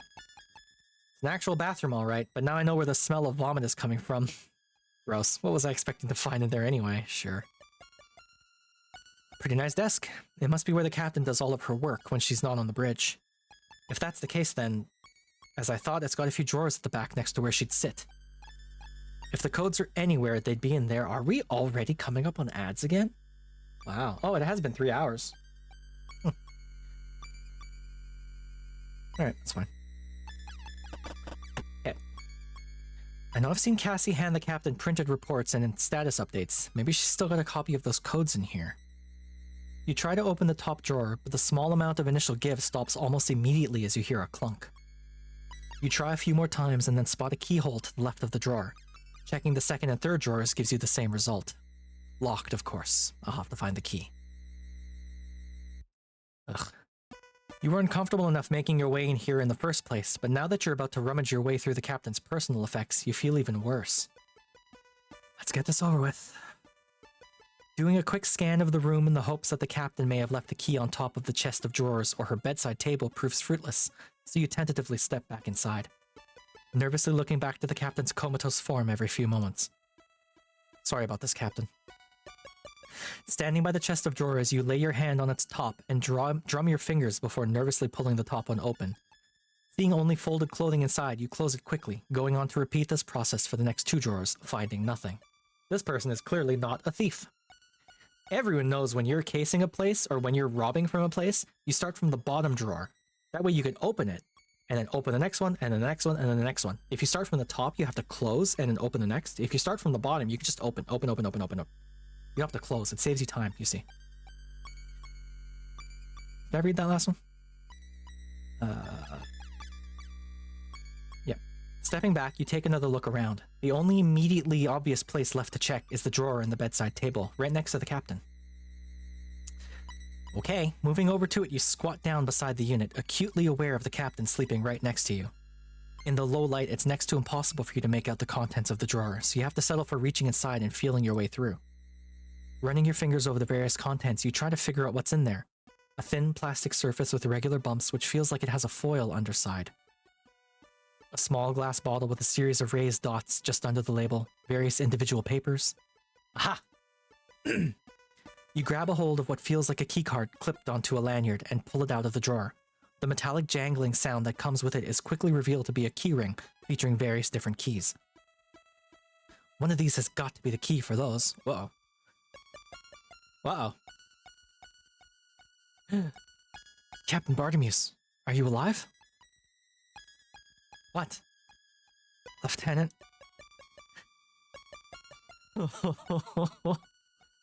Ads in 10 seconds. Okay, we're gonna take a quick break and then continue this right after the ads, I promise. See you soon.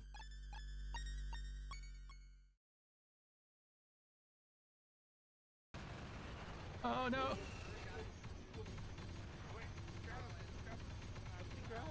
He's up. He's not.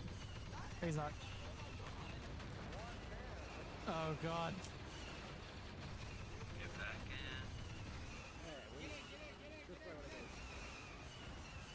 in. We're in.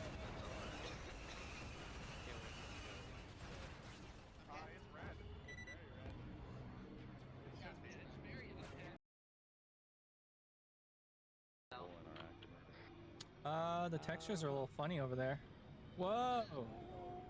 What? Very spicy textures are happening. Oh, that's a dude. Where'd the nuke go off? Wait.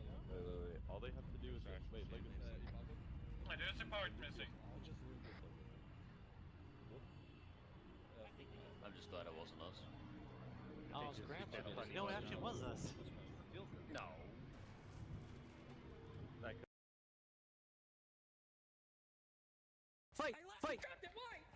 Fight! No! James! You ran yourself to death! No! I was gonna die regardless, I dropped my thing. No! Spooky, do something about this! Please. Yeah!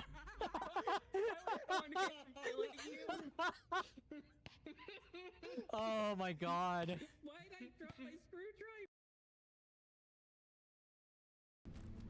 Oh, didn't see me. Okay. I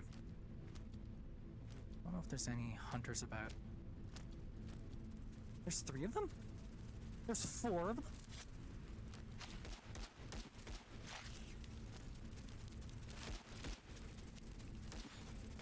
Ah, Jesus Christ. This is not super great. This is not. This is unideal. Ugh.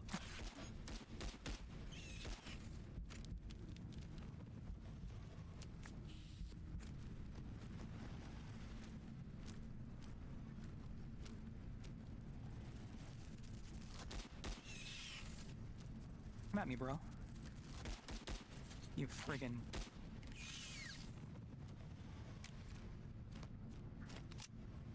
God damn. Do I have literally any other health things? Alright. We're playing this.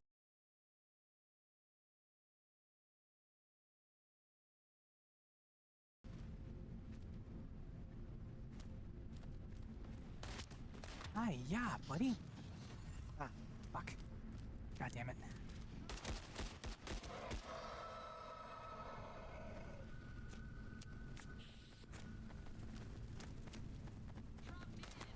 Whoop.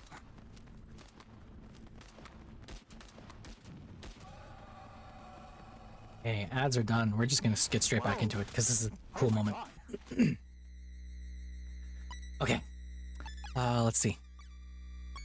Lieutenant, you freeze in place with your hand half out of the drawer, holding onto the captain's identity card and keys. You hadn't seen her stir, but in the blink of an eye, Captain Bartimeus had managed to reach out and grab a hold of your wrist. Oh, I mean, I'm gonna explain myself, obviously. The captain's grip on your wrist isn't particularly strong, but the shock has rendered you perfectly still. You slowly turn your head to face her and see her lazily gazing at you through the darkness. Lieutenant? You hold on to your breath for a moment, then exhale slowly, calming yourself. What are you... Composing yourself, you speak calmly and quietly. I'm sorry, Captain. It's an emergency, and I've come to get your input codes. Emergency? All the ship's systems have gone offline. Commander Quinn has collapsed.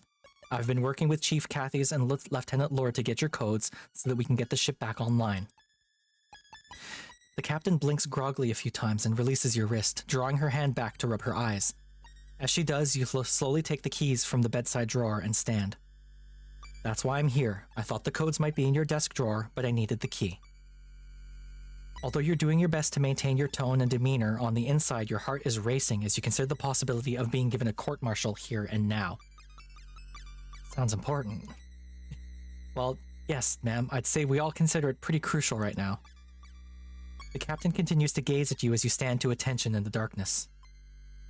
After a moment in which you think she may have fallen back to sleep, she rolls onto her back and brings her hand to her forehead. The printout with the latest access codes. It's in the second drawer. You breathe a sigh of relief as the captain rolls to face away from you. Just don't read the report. Ma'am? You wait for a few moments, but eventually a gentle snore emerges from the crumpled heap that is Captain Bartermew's, and you relax. Second drawer. Thanks, Captain. You got the captain's keyring! Ba-na-na-na. Alright. Let's see, which one? The second one. Keys. You spend a few moments working your way through the selection of keys that hang from the ring on the end of the captain's lanyard. You're able to discount a few based on their unusual shapes, but finding the right one is still a tricky task in the dark.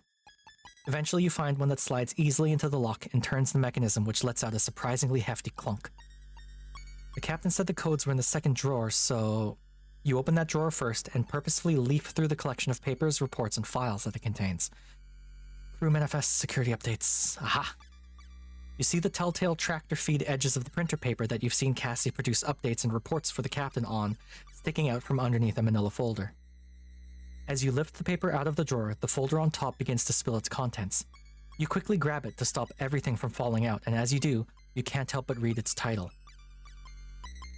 JFC Naval Investigatory Commission Findings, Incident 00784, 2109-0209. Subject, Rear Admiral M. Bartermuse. Oh, her dad's a Rear Admiral. Or mom. One of her parents. With what you believe to be the printout that would contain the codes in one hand and this report in the other, you look back towards the captain's bedroom as you remember her instructions. Just don't read the report. You hesitate for a moment, rereading the title. Rear Admiral. I'm putting it back. Listen, I got a direct order from the captain. You stare at the cover of the report for a few moments before placing it back in the drawer. Whatever is in that report, it's not your place to know it. Besides, you've got much more important things to worry about right now. Taking the printout in both hands, you lift it up to the light, staring at the top and letting the rest of the continuous ream of paper unfurl. Your eyes scan the document for any key phrases that look appropriate until you see what you're looking for. Classified Core System Access Codes, Generation Date 2004-0214. For Captain and Second only. Sure. Finally. Tearing the relevant page from the rest of the document at its perforated edges, you fold it up and stuff it into your pocket. You got the access codes! Ba-na-na-na. Turning to leave, you pause for a second before taking a moment to quickly stuff the rest of the documents back into their relevant drawers and then locking them back up. Boop. With the codes finally in your possession, you briskly make your way back towards the corridor outside the captain's quarters where you've left the PST. Whoops. As you approach the doorway, you take hold of the radio and push down the transmission button to report the good news. Okay, Chief, Lieutenant Lord, I've got the codes. You release the push-to-talk button and wait.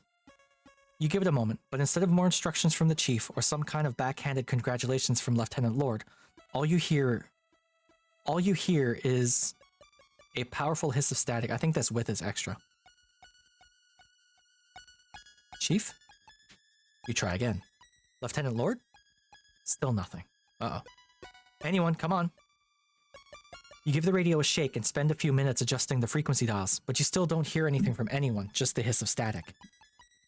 For a moment you feel like throwing the radio down the corridor, but instead you slump against the nearest wall and hold your head in one hand. Slouching against the wall in the low light for a moment longer, you sigh loudly before turning and kneeling down by the PST, which you begin to pack back up. You've got the codes. You just can't get them to the chief over the radio. The next best thing you decide is to get them to her in person. You clip the latches on the PST close and pick it up as you stand, turning to make your way through the darkness towards the four-side thoroughfare. Okay. Kind of spooky in here, honestly. Central hub. Thoroughfare. Alright, this thing. Engineering. Outside of the huge blast door that separates the aft thoroughfare from the engineering department, you begin the increasingly familiar process of unpacking the PST. Alright, I set up the PST. First withdrawing the cable, then plugging it into the terminal near the door, you boot up the device and begin cycling through the options. Okay, and then my keycard. With the device set up, you hit the enter key on the unlock option and turn your attention towards the partition that stands between you and the engineering department. Oh, Jesus Christ. Unlike the other doors, the PST's battery power has been used to open. This blast door is inches thick and comprised almost entirely of solid steel. You watch tentatively as a low grinding sound emanates from the ceiling for about 10 seconds before the door even begins to move. Like the others, the opening process is agonizingly slow. In the darkness of the thoroughfare, time seems to lose all meaning as you watch the door almost imperceptibly work its way upwards. After a few minutes, the barely noticeable progress comes to a halt, and the low grinding sound stops, with the blast door giving you just over a foot of clearance between it and the floor. Oh, Jesus. Turning your attention back towards the PST, you see a graphic of an empty battery with a cross through it blinking on the screen. Oh no. Knowing that the blast door— look at me go! My hair! Knowing that the blast door is being kept open by the device's dwindling battery power, you drop to the floor and, grabbing the PST, begin to crawl forward into engineering. Badass! Also, fucking horrifying. What if the doors start closing? I'd be cut in half. There's just enough clearance for you to worm your way underneath, but the smooth panel floor turning to grating makes it an uncomfortable experience. Oh no. By the time you make it halfway through, with your feet still sticking out in the aft thoroughfare, the grinding noise that had stopped with the door starts back up again. No. Yeah. You shove the PST ahead of you through the small gap, being mindful to not yank out the cable plugged into the underside of the terminal. Ignoring the grating now, you quickly squirm the rest of the way until you're clear of the door. Then, rolling onto your back, you grab the PST's cable and give it a swift tug, pulling it out of the terminal on the other side and back to you just before the blast door drops shut. Wow. That was way too close. You stand up. I'm gonna make a clip of that, actually. You stand up, then quickly pick up the PST, which still has the low battery warning blinking on its screen. Chief! Your call is met with the oppressive silence that somehow seems worse in the vast space of the engineering department. Chief, it's me, Lieutenant Coram. I've got the PST. Chief! Making your way past various systems, terminals, stations, and machinery, you continue to call out to the chief, but there's no response. Where the hell could she be? Where is everyone? As you continue your way deeper into engineering, you grab the radio. Chief! Just like the last time you tried, no one answers, and all you hear is static. Chief! And where is everyone? You dart down different catwalks trying to find the chief, your mind racing as to where she could be. Chief! With the low battery warning illuminating your face in increasingly small intervals with its constant flashing, you stop. Looking down at the PST screen, you make a decision. Well, I've done everything else myself, yeah. Turning back from the main section of engineering, you make a beeline over to the room that holds the central computer, your footsteps on the grating echoing through the silence. You may as well finish things. As you begin to run, the PST starts to beep and the battery symbol flashes even more rapidly. If you're running out of battery, then don't use what you've got left flashing and beeping, yeah, really. Running at full pelt now towards the central computer, you reach it just as the PST's whole screen begins to blink, cycling between showing the warning and nothing at all. Once you arrive at the doorway that leads to the central computer, you know what you've got to do. Boop. Wasting no time, you withdraw the cable and hurriedly plug it into the terminal with one hand while scrolling through the options with the other. Come on, hang in there, come on, come on. Cassandra's keycard. And now, there. As soon as the door begins to open, you jump to it and start pushing on it in order to force it open. Once you've made the gap large enough, you slip through at the exact same moment as you hear the PST power down and the door slides back shut. Jesus Christ. It takes a moment, but your eyes adjust to the darkness of the room. Looking around, you see that it is a little bigger than a cleaning cupboard or a crew member's shower cubicle. Masses of thick cabling run from the ceiling and floor along the walls towards the end of the room opposite the doorway. On the far side is a huge screen with a keyboard positioned below it at about waist height. Blech. Blech, blech, blech. Stepping towards the interface, you run your hand over the keys. The computer shows no sign of life, even after you begin to push random buttons. Ugh. Simply mashing the keyboard doesn't produce any response, so instead you begin to feel your way over its casing in the darkness, trying to find what might be a power button. Eventually you find a rocker switch set into the side of the device. You flick it to the alternate position once, but nothing happens. With no other options, you flick it back to the position it was in. This time, the screen illuminates and you hear electronics come to life. Let there be light. As a hard drive somewhere beyond the screen begins to whir loudly, the screen transitions from its boot screen to a password input screen. After everything you've been through, you're now one input away from getting the ship back online. Finally! Ah, yes. And enter. With a final flourish, you strike the return key. That's very Japanese. Ooh, I got an achievement. An immense feeling of satisfaction fills you as you watch the computer work its way through the startup process.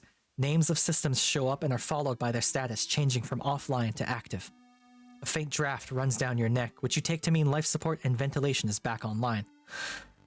Alright, hold on, Cassie. Oh. The hell? That's the same sound from before. Wait, what? No, come on. You're hit with a gut punch of panic as the visuals on the screen begin to warp. Fragments of text scatter, and lines of code split and distort whilst a strange noise squeals from the machinery. Don't do this. Unsure of what's going on, but beginning to think that it is your fault, you look over the keyboard again, repeatedly striking any key that seems like it might stop this process. And escape, pause, pause. Shit. Oh, that's probably not good. Feedback loop? Yeah. Come on. Oh. Oh, personnel files. What's going on? Dismissed from JFS Reliant due to significant failing in security process. Demoted! Daughter of something specialist demoted for failure at. That's the captain. Here's Cruis. As suddenly as it started, the computer's erratic activity ceases, with the only document left on screen, Cassie's personnel file. Cassie's file? Wait, why? You pause, unsure whether you should do anything or leave it as it is. You can tell from the ambient noise that has returned that the ship is back online. But why would the computer freak out like this? Why would it pull up Cassie's file? Oh. No. And we're back. What is going on? Doing your best to understand what you just saw, you tentatively reach a hand out towards the keyboard. You're still unsure of what you could do to find out what just happened, but can't help but feel like whatever it was wasn't right. Corum, I need you up on the bridge right now. Oh, alright. You withdraw your hand, instead grabbing the radio to answer Lieutenant Lord. Alright, I'm on my way back now. How's Lieutenant Quinn doing? There's no time for her. Get up here now. Jesus. You curse under your breath as you turn to leave the room. You've learned... That's so bright. You've learned now that if Lieutenant Lord doesn't intend to be helpful, she won't be. Rather than attempt to argue, you make your way through the ship back towards the bridge. Where's the chief?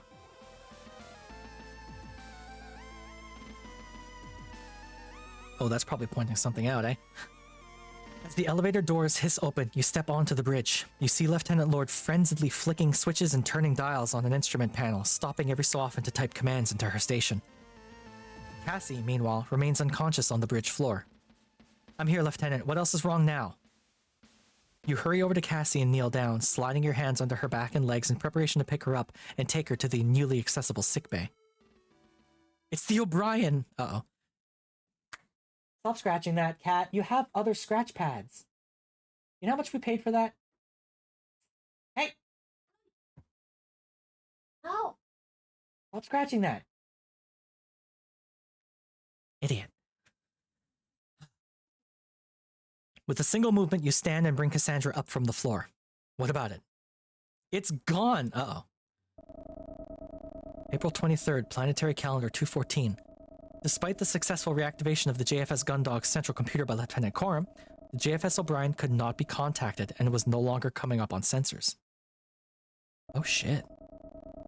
After taking Lieutenant Commander Quinn to the sickbay, Lieutenant Coram, alongside Cadet Grange, are tasked with sweeping the ship. Let me give this a second. Sweeping the ship for faults or damage, whilst Lieutenant Lord sets Chief Cathy's to work helping her locate the other ship. The JFS O'Brien is eventually located just as Captain Bartimeus calls an emergency meeting. Shit. Outer Jovian space. The bridge of the Jovian patrol ship JFS Gundog. Cool. Okay. So, some cool stuff just happened. We're gonna save. I think I'm gonna call it there. If only because it is just about 9:30, and I have work tomorrow, so I have to get to bed and think about getting ready and all that stuff. So, yeah, I think we're gonna call it there. I've got a... Thanks, Nick. I've got more games coming up tomorrow, so I don't know what I'm doing tomorrow. Usually tomorrow would be Vintage Story with Azza and June, but Azza's away for the next little bit, so I haven't decided yet what we're gonna do. I might just turn on my stream and figure it out. Like, I don't know what I'm gonna do. So tune in tomorrow around, I guess 3 p.m. I'll just do it at 3 p.m. tomorrow. That's fine. Tune in tomorrow around 3 p.m. and we're gonna take a look through my list of games I could play. Oh, you did. I'll answer you about that later, Nick. I've got thoughts on it. I have Soma installed. So if y'all want to see me be a huge scaredy cat and play a really cool game that I've wanted to play but haven't done yet, I might try Soma. If I'm not in the mood, I might do something different. I might play more of this. We'll see. I don't know. We'll see. I'll decide tomorrow. We can talk about it tomorrow. There's no rush. So yeah. I guess that's it. Thank you all so much for hanging out. And it's always a pleasure. I hit quit. There we go. It's always a pleasure. Thank you all for hanging out. Thank you all for playing my little hacking minigame. I'm still super happy that people like that thing. And don't forget to go follow all of my friends from Ghostfish. I think most of the people here are already in the Discord, but if you aren't already, go join the Ghostfish Discord. There's a lot of cool people that hang out in there. You get access to some of my emotes. Some emotes that aren't available through Twitch, just because I don't have enough room for them. And yeah, that's about it. So I'm gonna get this going. I'm gonna get a little bit of tunes going. We're gonna look for someone to raid out to. Let's see who's live. A lot of people live today. How about... What are you doing?